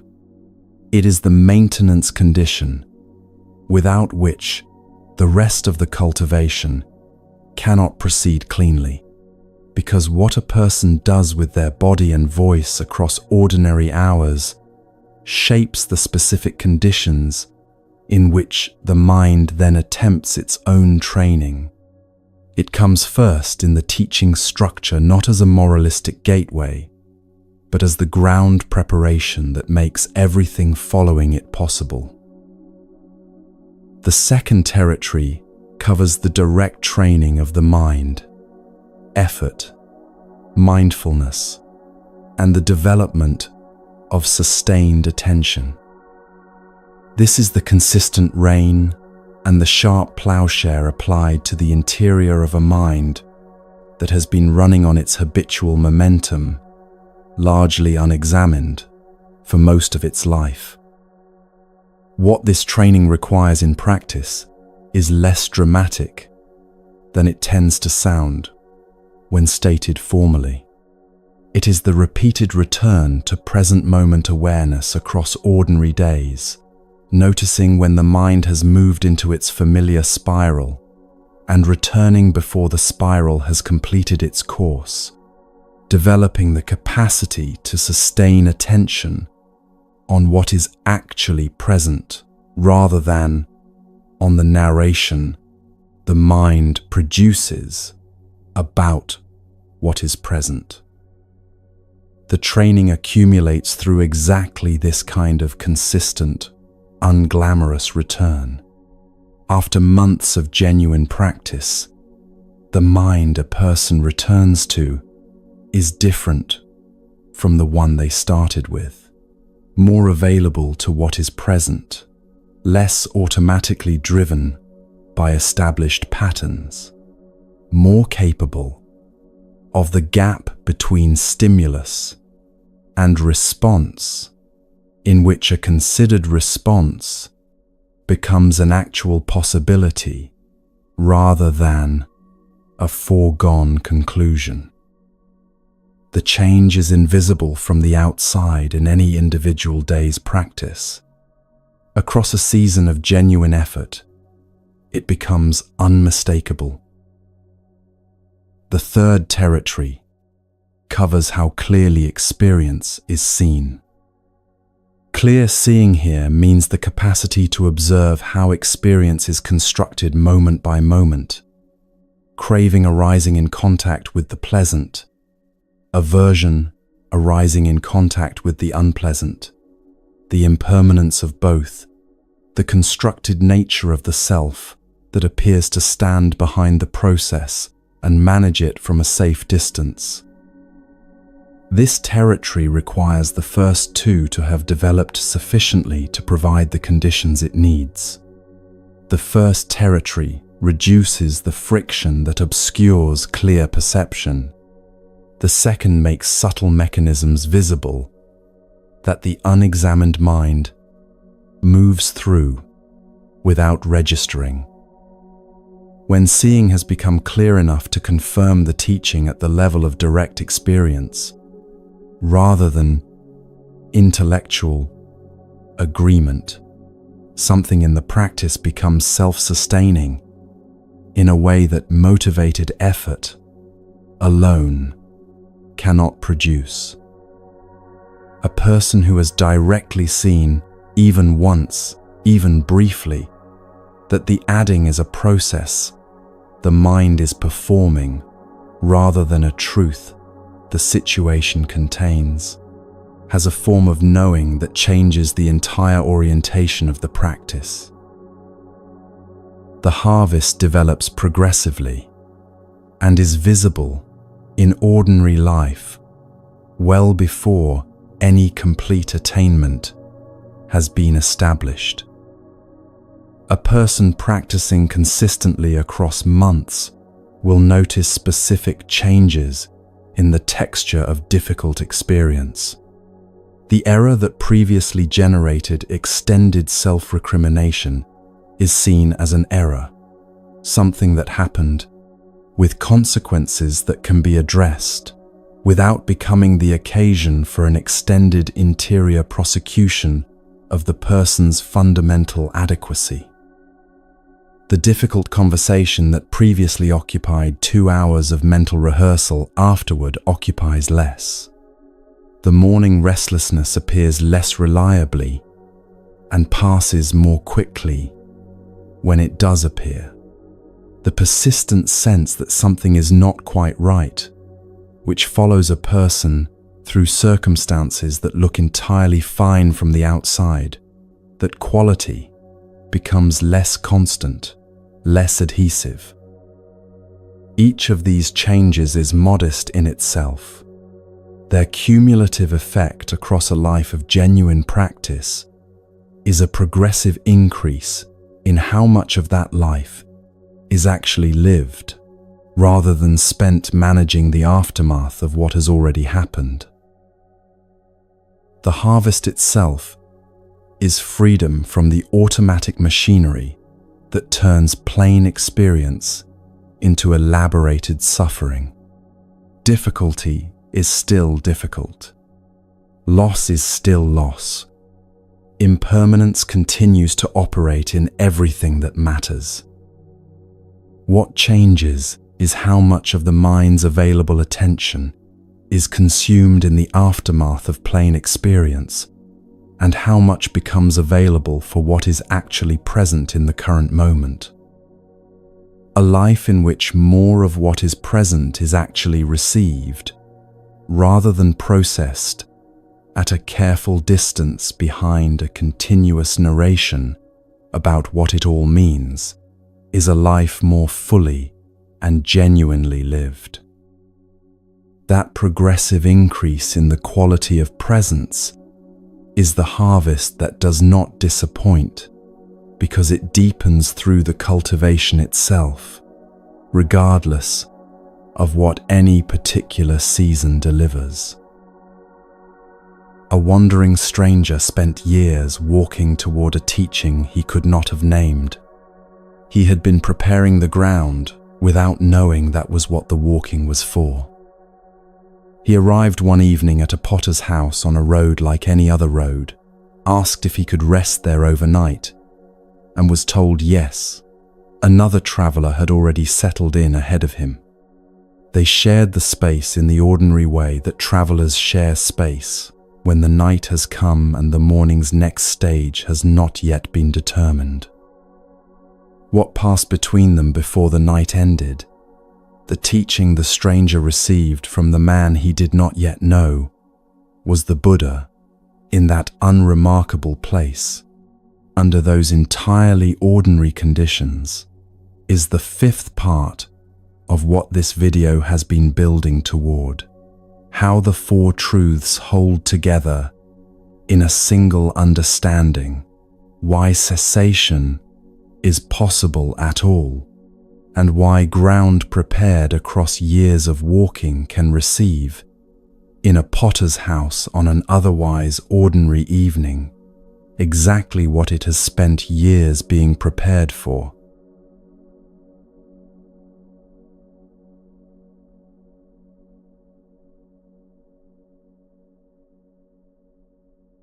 Pukusati had been walking for months before he arrived at the potter's house.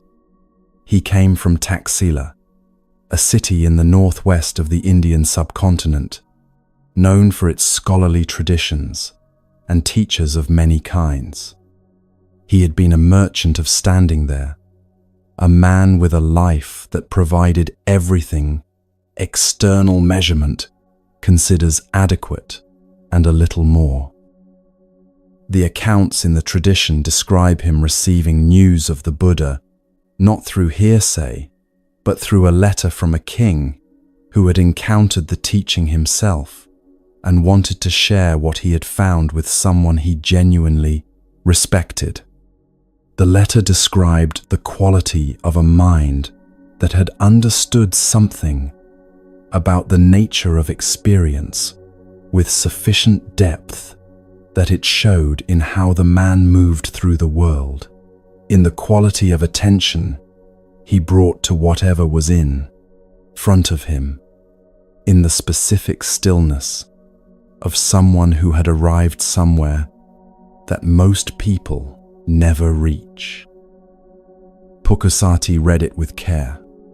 Something in the reading landed with the weight of recognition, the quieter quality of encountering a description of what has been true for a long time and has not yet been named. He gave up his household. He took robes. He began walking south toward the middle country where the Buddha was teaching. The walking itself matters to this story. Pukusati was not traveling to a confirmed address. He had no reliable description of what the Buddha looked like, no community to guide him toward a specific monastery, no itinerary confirmed in advance. He walked toward a teaching he could not have precisely described, sustained by the specific quality of orientation that years of genuine seeking develops in a person, the readiness that recognizes what it has been looking for when conditions finally bring them together, without requiring prior confirmation that this will be what it turns out to be. A person walking towards something they can name, but not describe, has a specific quality of attention that differs from ordinary purposeful travel. There is no accumulation of certainties along the way, no evidence building toward confirmation that the destination exists. Each day's walking is undertaken with the same provisional faith as the previous days, and the only thing changing across the months is the accumulated distance. Pukusati walked with this quality through the whole span of the journey. He did not know what arrival would look like.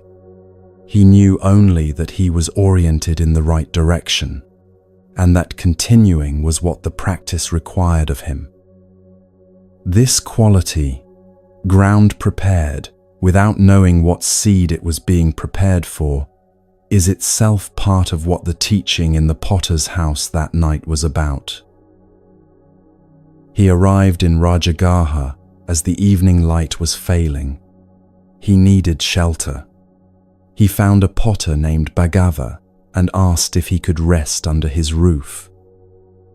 The potter said yes, and mentioned that another wandering ascetic was already settled inside. Pukusati went in, found a place on the floor, offered the other man the appropriate greeting of one practitioner to another, and settled into his own practice for the night. The other man was the Buddha. Pukusati did not know this. They shared the space in the ordinary way that two strangers share space when the night has come and there is nothing to negotiate, each contained within his own attention, each occupied with his own interior work. The potter's house was the kind of structure that working people used across that region, functional, modest, built for the work it housed rather than for the comfort of those passing through it. Outside, the sounds of a town settling towards sleep. Inside, two wandering ascetics and the specific quality of stillness that arrives in any place once the ordinary activity of the day has concluded.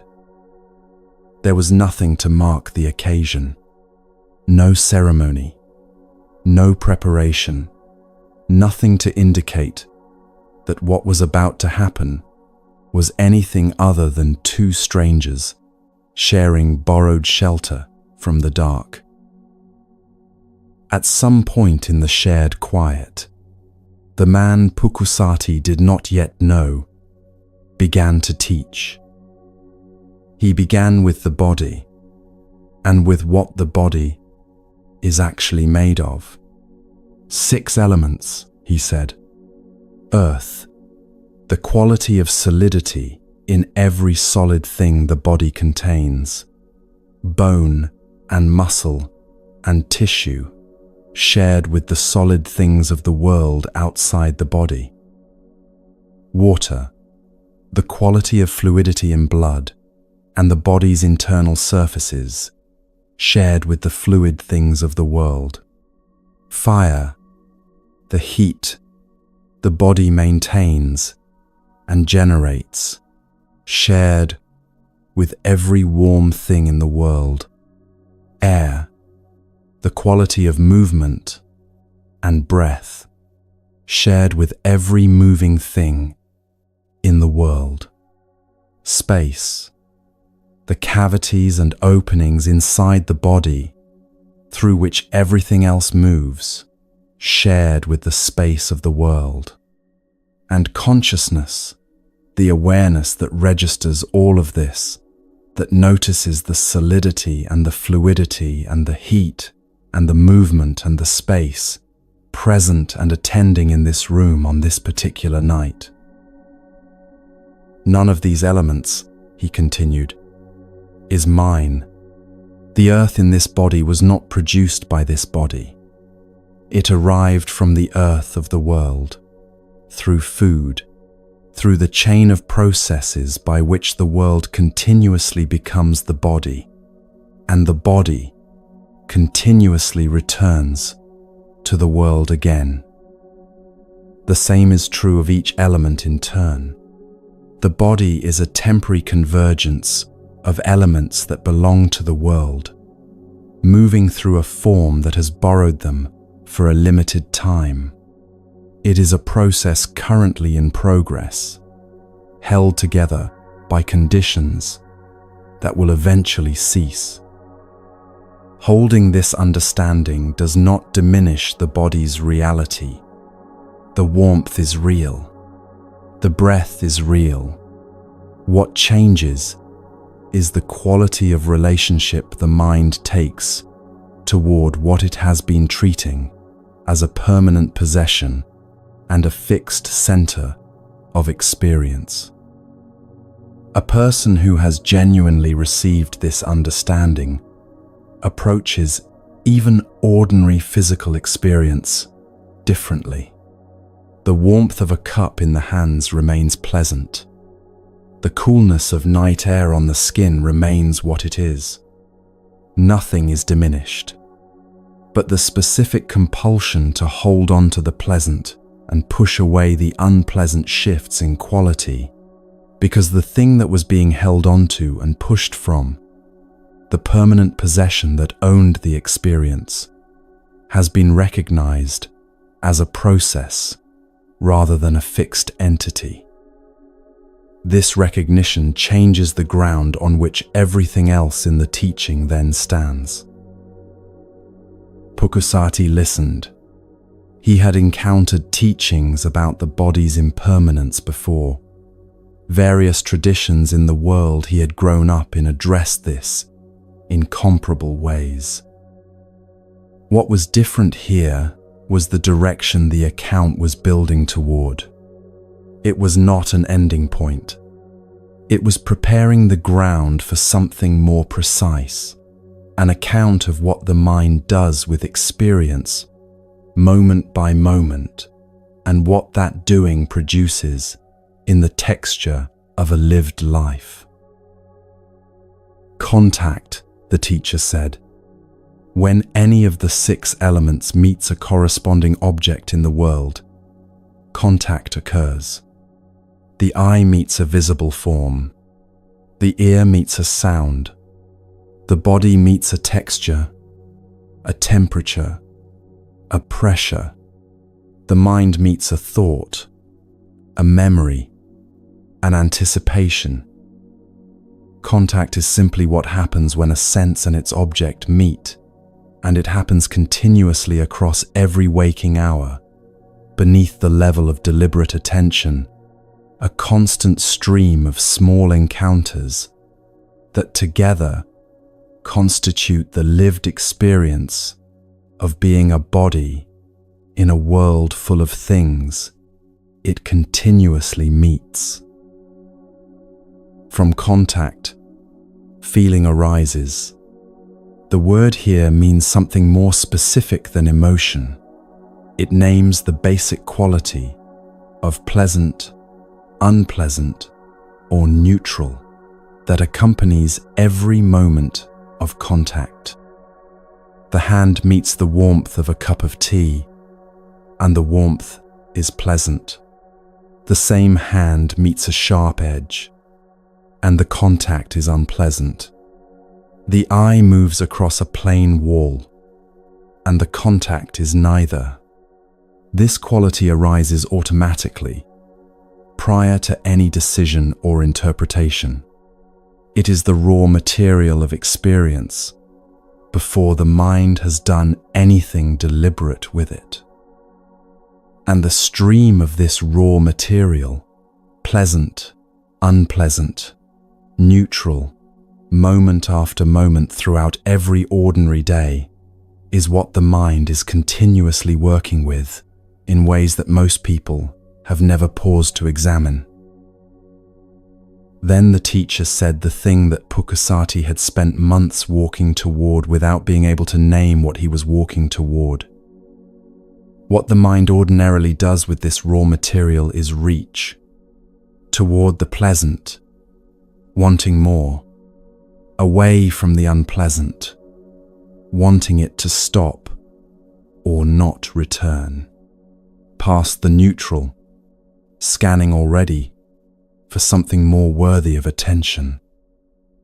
This reaching, automatic, habitual, operating largely below the level of conscious awareness, is the craving identified in the second part of the teaching as the cause of suffering.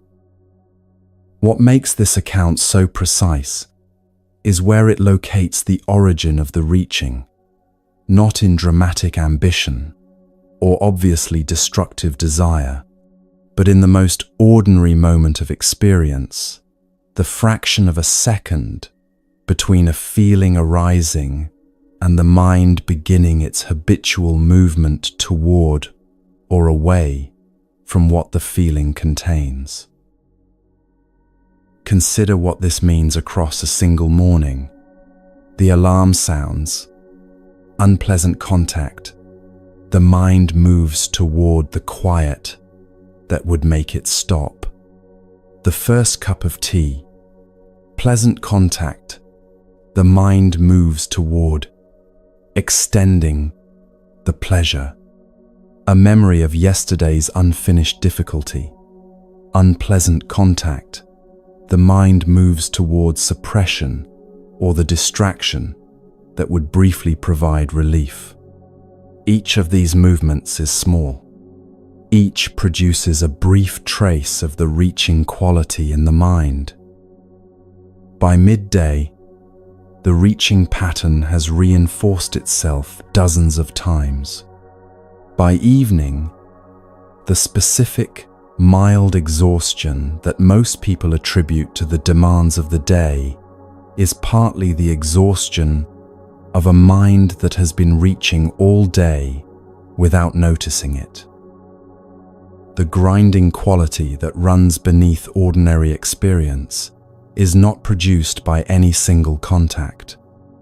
It accumulates from the continuous adding of the reaching to each contact, compounding across the waking hours into the low, persistent sense that something is not quite right about the present arrangement of things. Pukusati sat in complete stillness and felt the mechanism operating in the present moment as it was being described. The pleasant quality of a teaching reaching him exactly where years of preparation had arranged for it to land.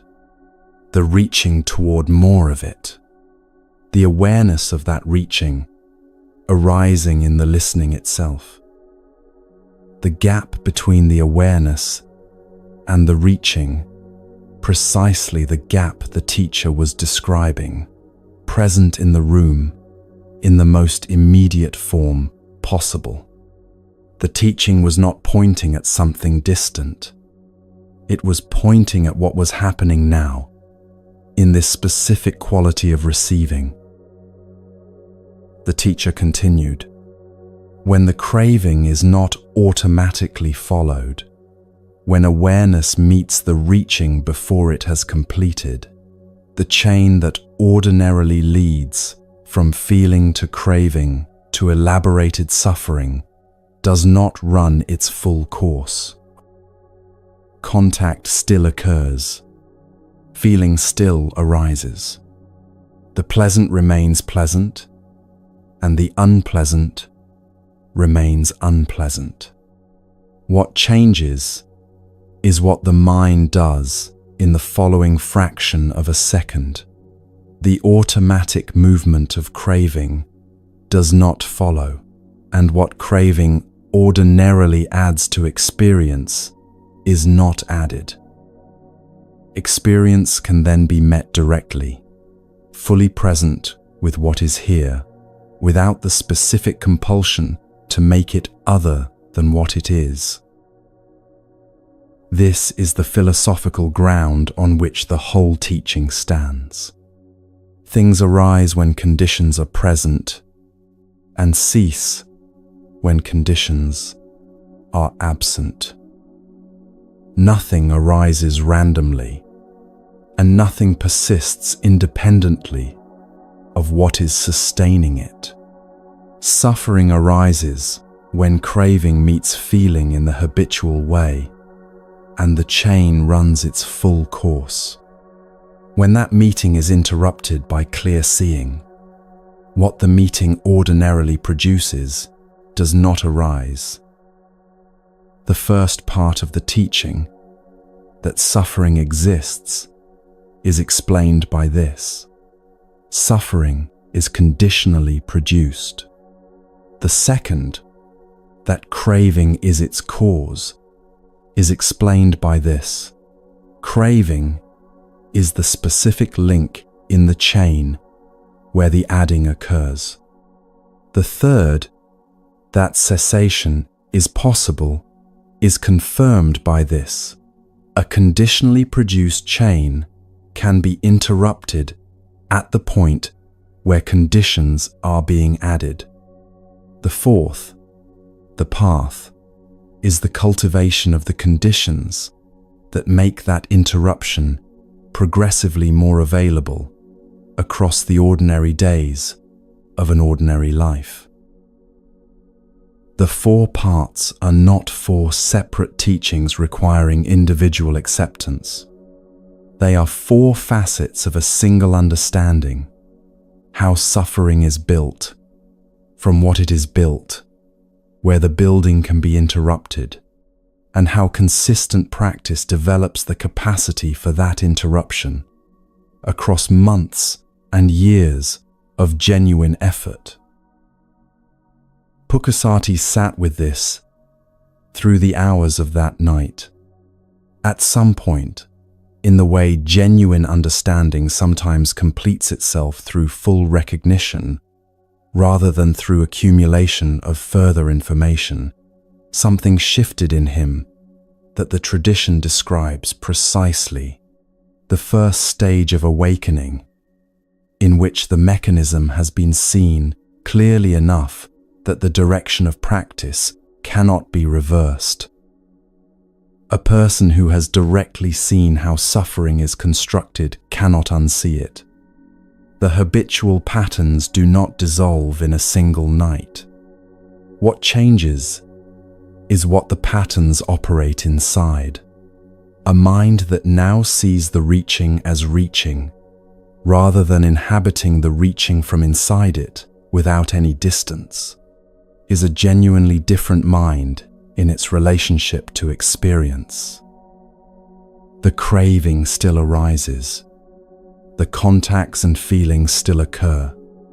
What has changed is the gap, now consistently available in a way it was not consistently available before, between the feeling arising and the habitual movement following it. That gap was present in Pukusati before the sky outside the potter's walls began to lighten.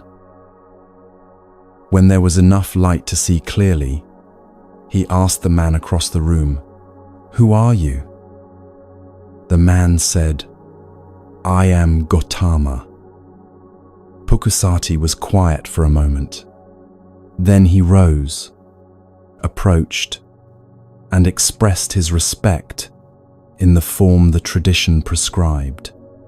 He said he had been walking for months hoping to reach this teacher, and that the teacher had been here in a potter's house, and he had not known it until now.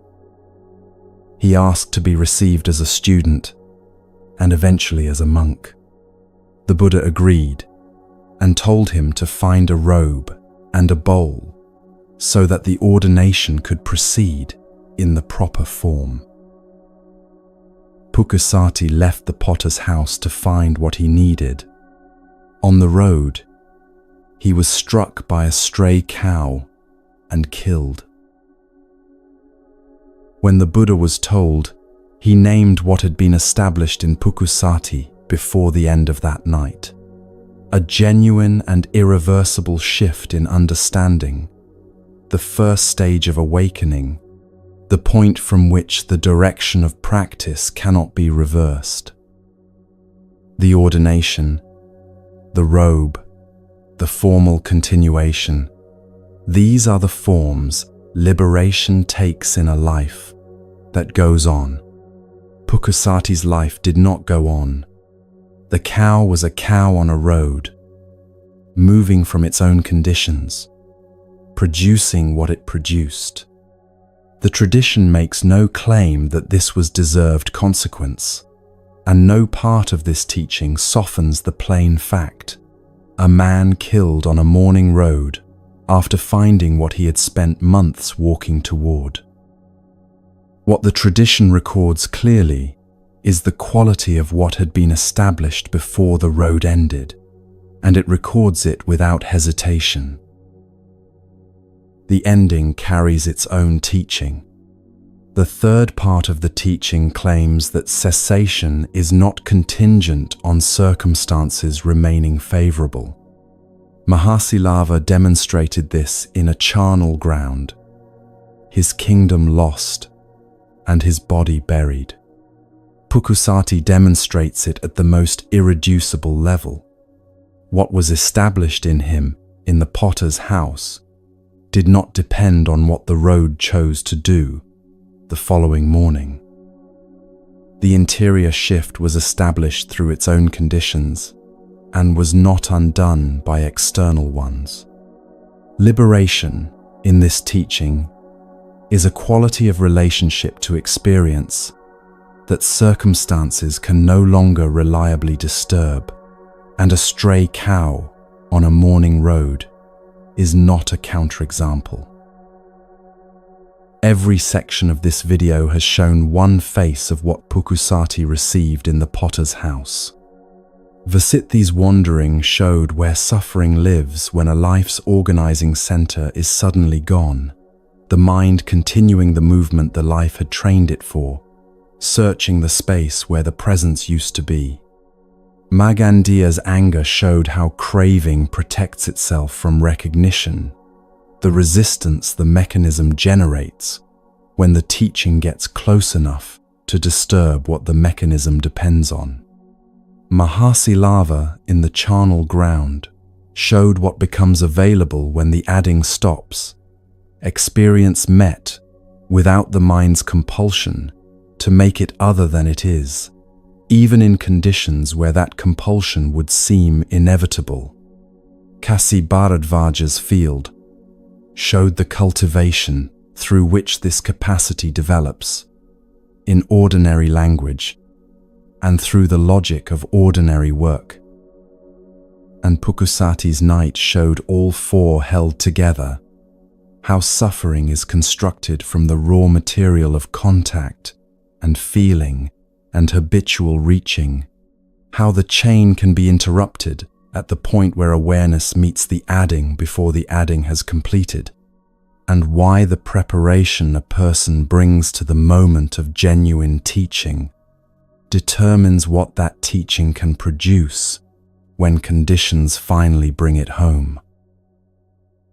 The teaching has one more movement, and it is the one most immediately applicable to a life lived in its ordinary form.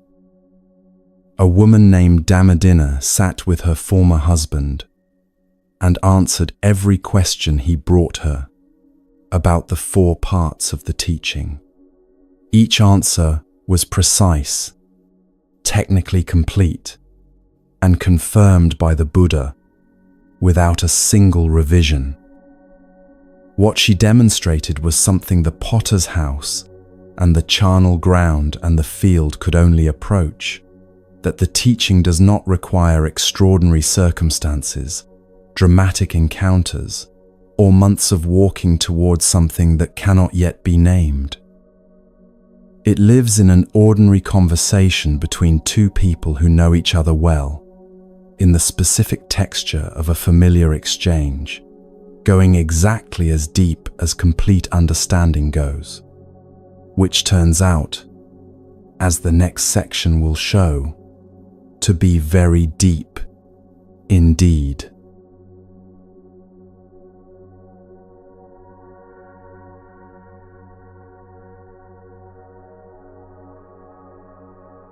Visakha and Damadina had been married in Rajagaha for years when something changed in her.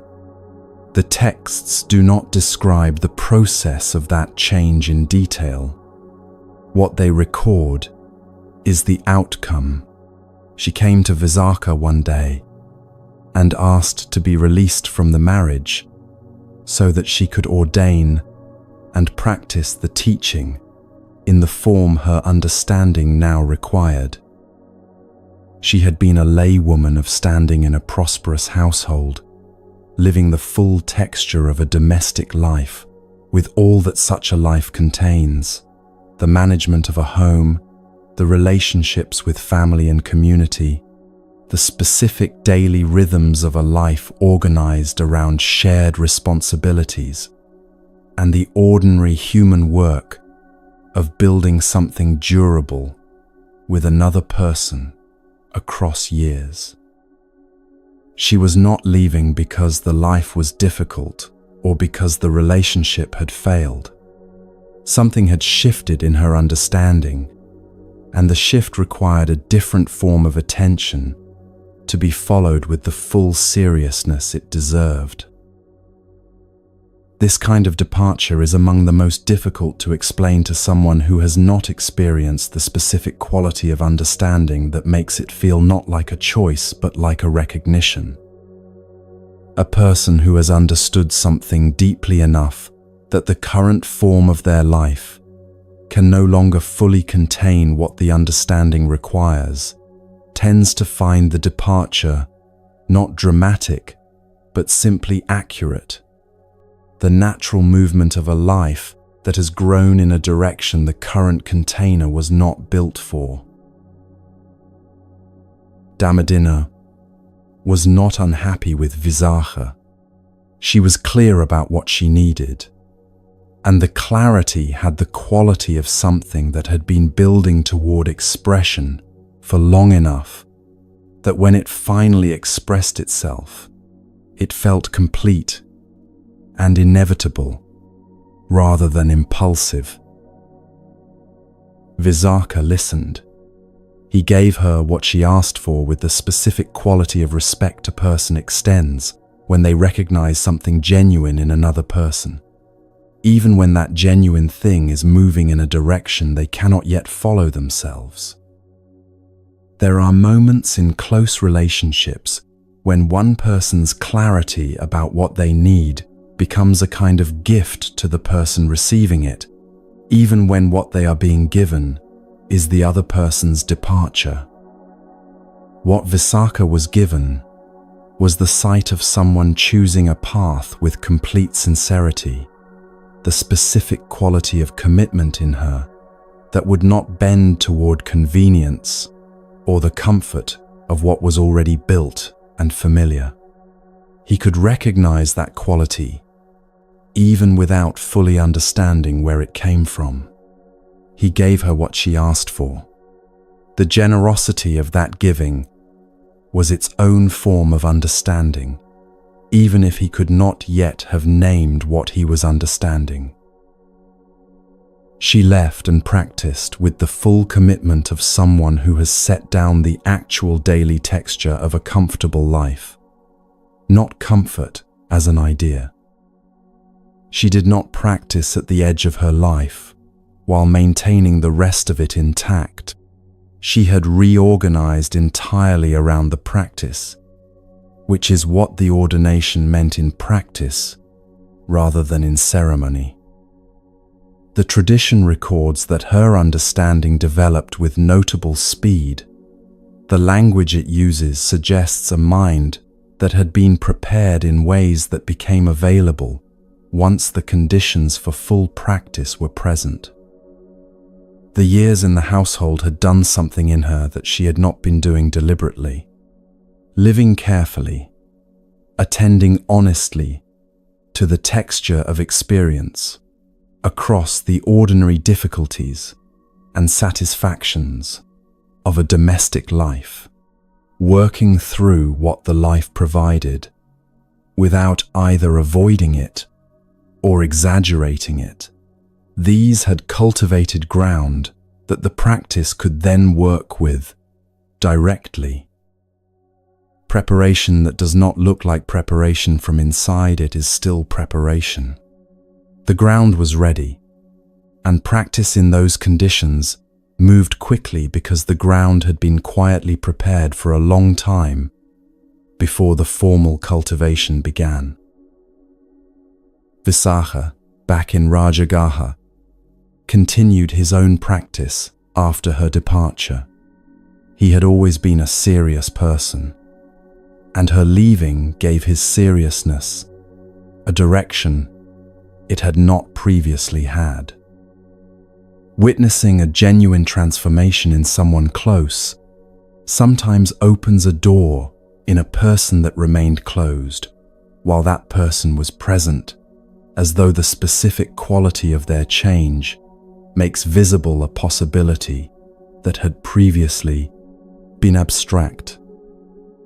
He began studying and practicing in earnest. His questions grew alongside his practice, and there came a time when the questions had matured past what he could resolve through his own effort alone. He needed to bring them to someone who could answer them from the inside of genuine understanding. He went to find Dhammadinna. She had returned to the vicinity of Rajagaha and was living there. The meeting was arranged with the formality appropriate to a conversation between a layman seeking instruction and a monastic capable of offering it.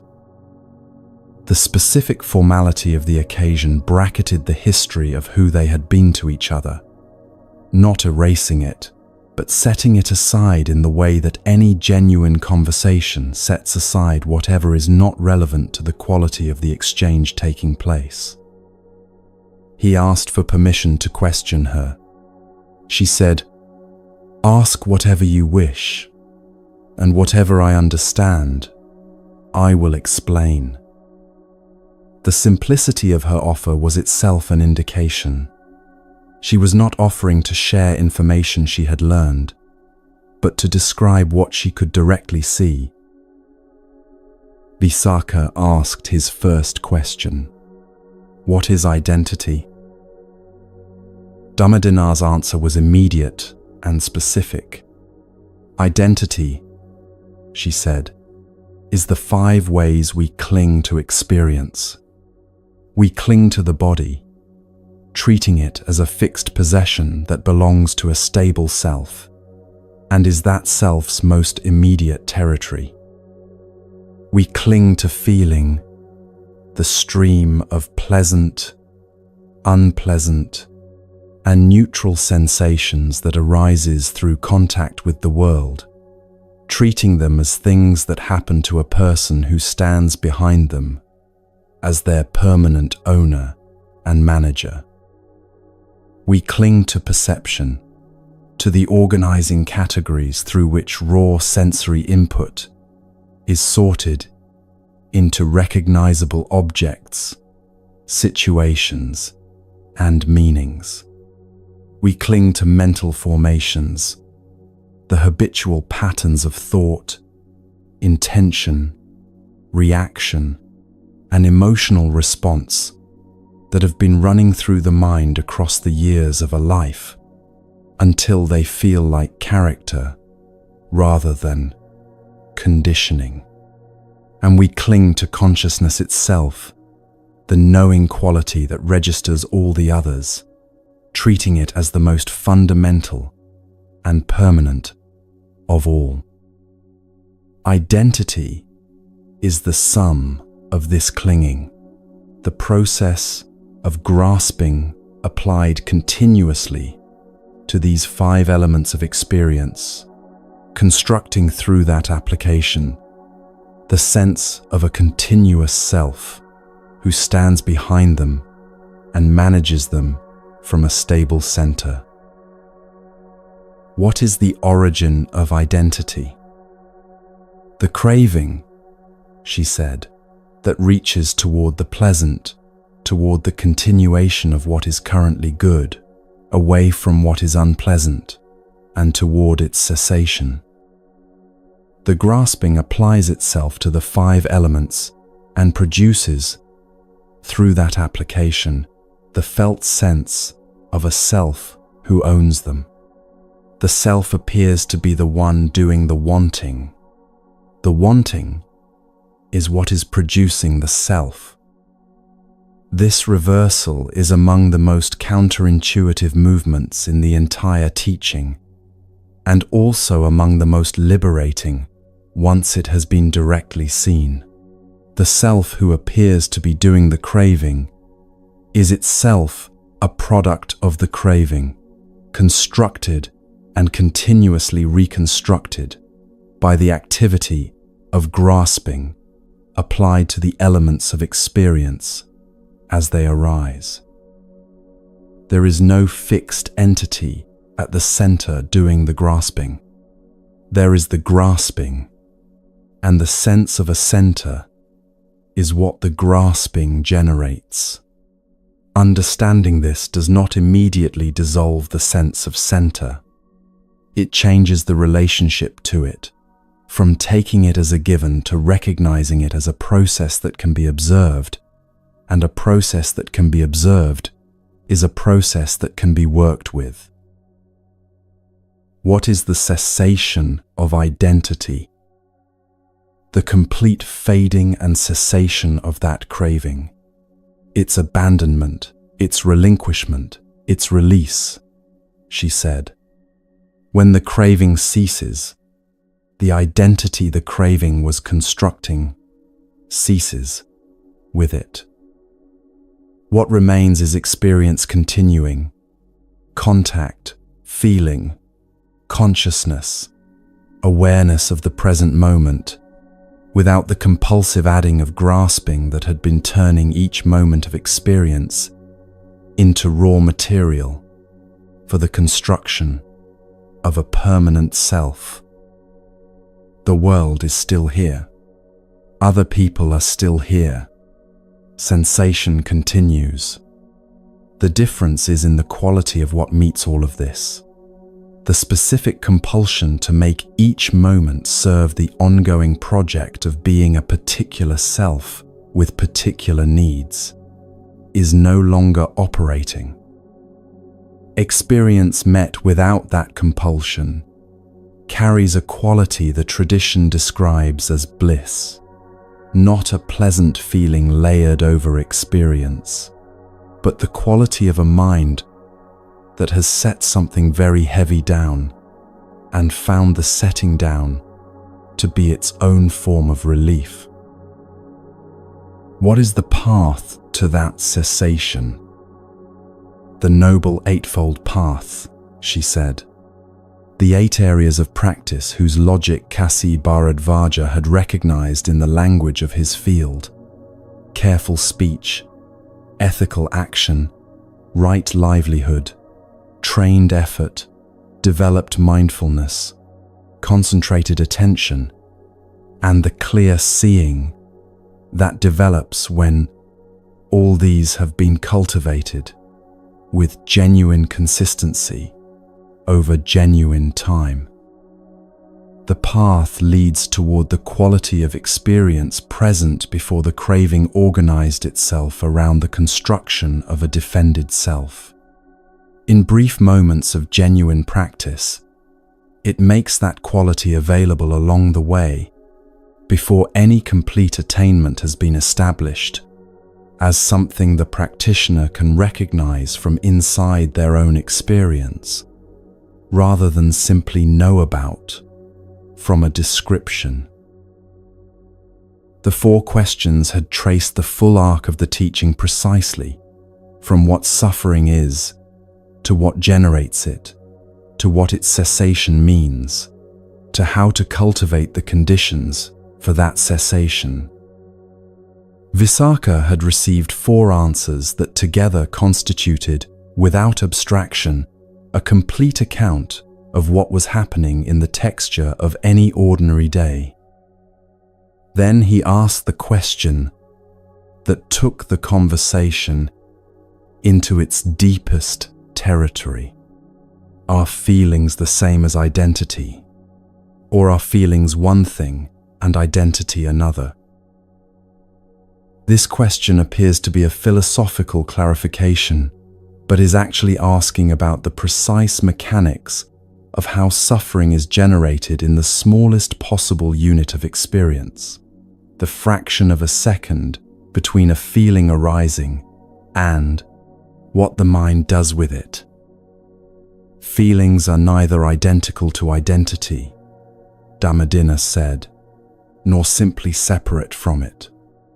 The relationship is more specific than either framing captures. Feelings arise in the body through contact. When any sense meets its corresponding object, a feeling arises carrying the basic quality of pleasant, unpleasant, or neither. This feeling is, in itself, simply what it is, an event in experience, arising from specific conditions, passing when those conditions shift. It constructs nothing on its own. It does not produce a self or generate suffering simply by arising and passing. What produces identity from feelings is what the mind does in the moment after they arise, the automatic movement of craving toward the pleasant and away from the unpleasant. The organized activity of grasping, meeting each feeling as it arrives, and treating it as raw material for the ongoing construction of a self who owns the feelings and must manage their implications. Identity is built and reinforced in that meeting, in the fraction of a second between the feeling arising and the habitual reaching following it.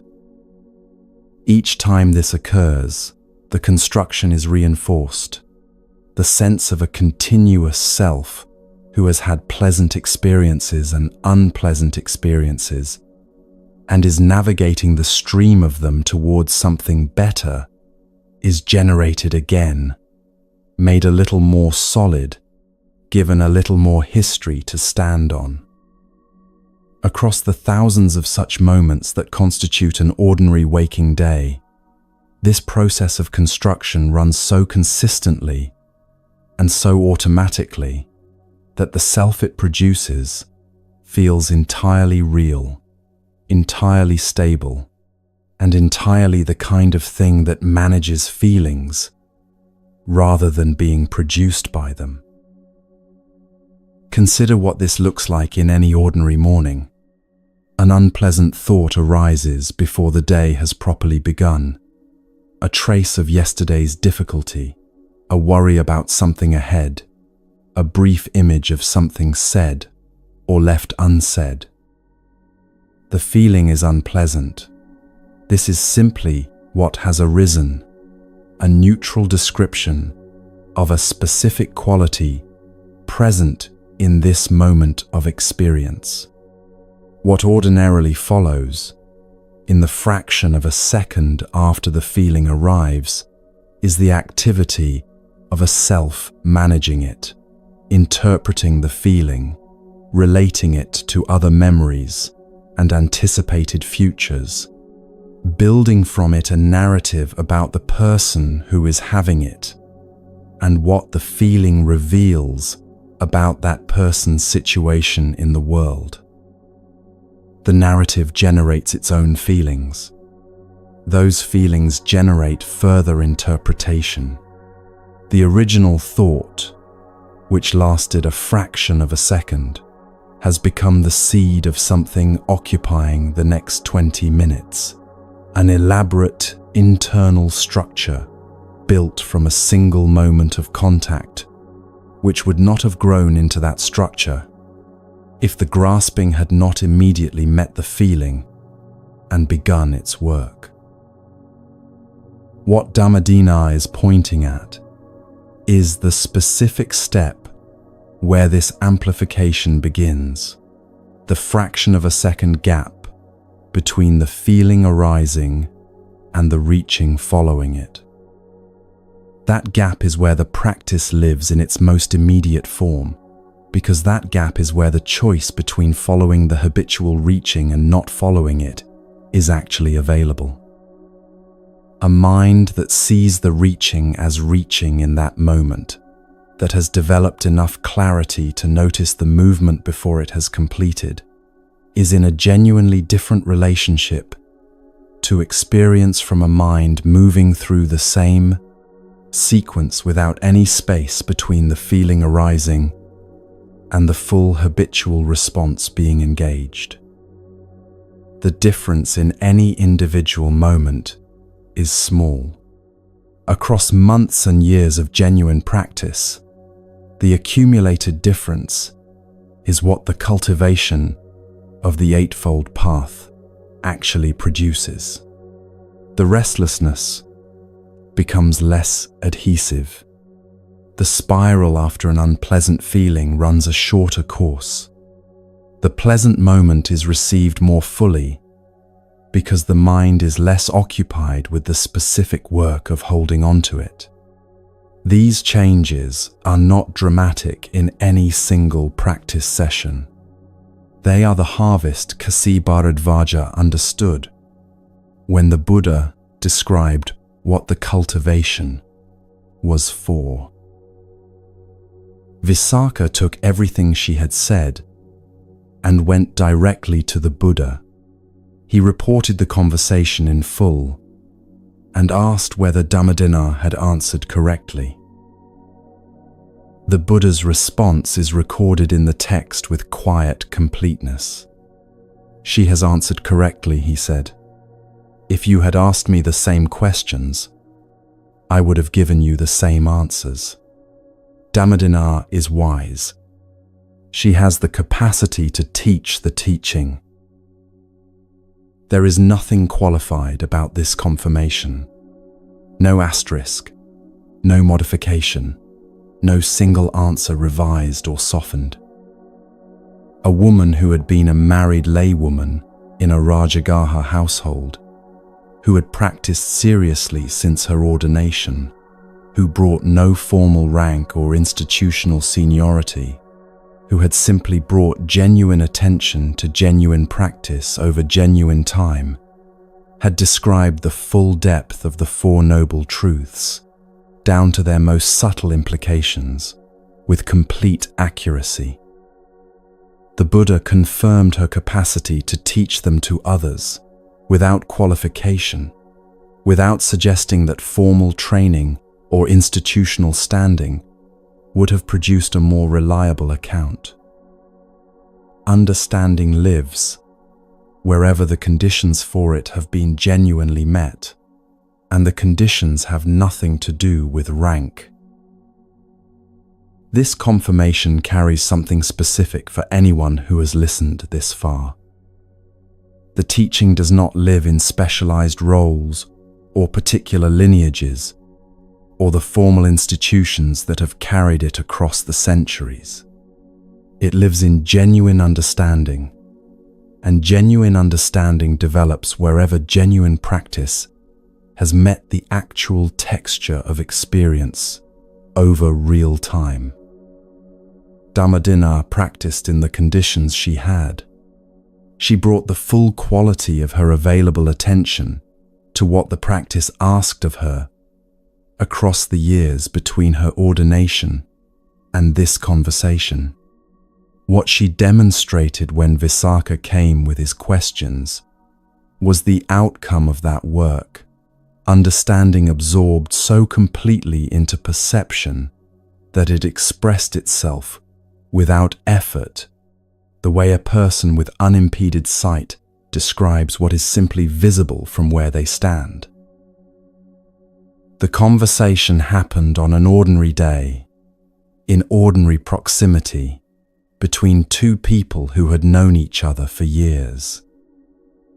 The depth it reached was not produced by unusual conditions or specially configured circumstances. It was produced by genuine practice, meeting genuine questions in a space where both were taken with full seriousness. That space is available in any morning, in any conversation, in any life that has been bringing genuine attention to what the practice asks. The setting does not need to be formal. The questions do not need to be prepared in advance. The practice simply needs to have been met with the same quality of commitment Dhammadinna brought to it from the morning she left the household, and reorganized entirely around what the understanding required. The mechanism she described operates right now in the experience of anyone listening. Contact is occurring continuously, the body in contact with the temperature of the room, with the surface it is resting on, with the sounds present in whatever space this listening is happening in. Feelings are arising from each of those contacts, each carrying its basic quality of pleasant, unpleasant, or neutral, each lasting a fraction of a second before the next arrives. The habitual reaching is meeting each of them in the way it has met them across years, moving toward the pleasant, away from the unpleasant, past the neutral, in search of something with more content. The gap between the feeling arising and the reaching following it is present in this breath. Practice develops the consistent availability of the awareness that can see that gap before the reaching has completed, not in extraordinary conditions, not in formally configured practice settings only, but in this ordinary hour, in whatever circumstances this listening is embedded in. All 6 sections of this video have been describing the same mechanism from different angles. Vasithi's wandering showed what happens when the organizing center of a life is suddenly gone and the reaching continues without anything to reach. Margandia's anger showed how craving protects itself from recognition in a person who loved genuinely but could not see the grasping woven through the love. Mahasilava in the charnel ground showed what the mind is capable of when the second layer, the adding to what is already present, is not operating. Kasi Bharadvaja's field showed the path as cultivation rather than attainment, accessible from exactly where a person currently stands.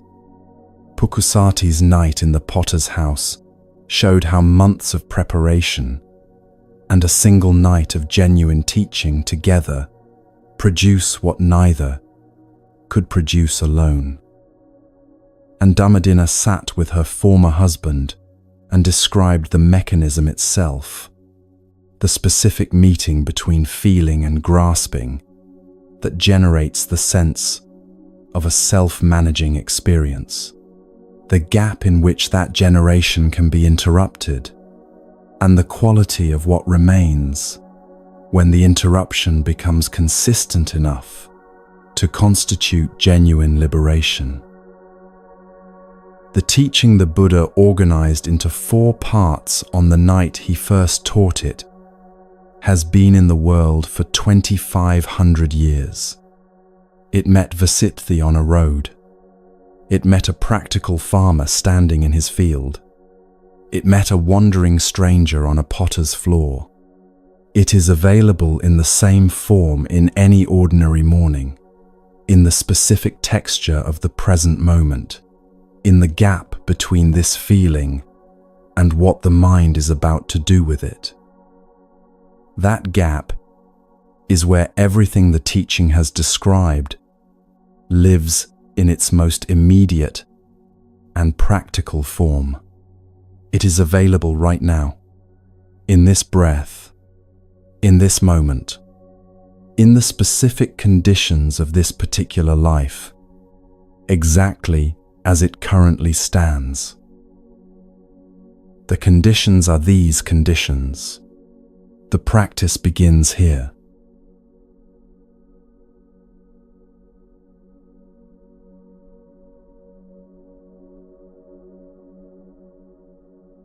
The opening of this video asked one question: what did the Buddha say about why life hurts? 6 people carried that question through their lives before it was named directly. Vasithi wandered the roads near Mithila, carrying it in her hands and her arms, and the specific absence where children used to be. Margandia carried it as anger, which is one of the forms it takes when the mechanism is operating too close to the center of a life to be seen clearly.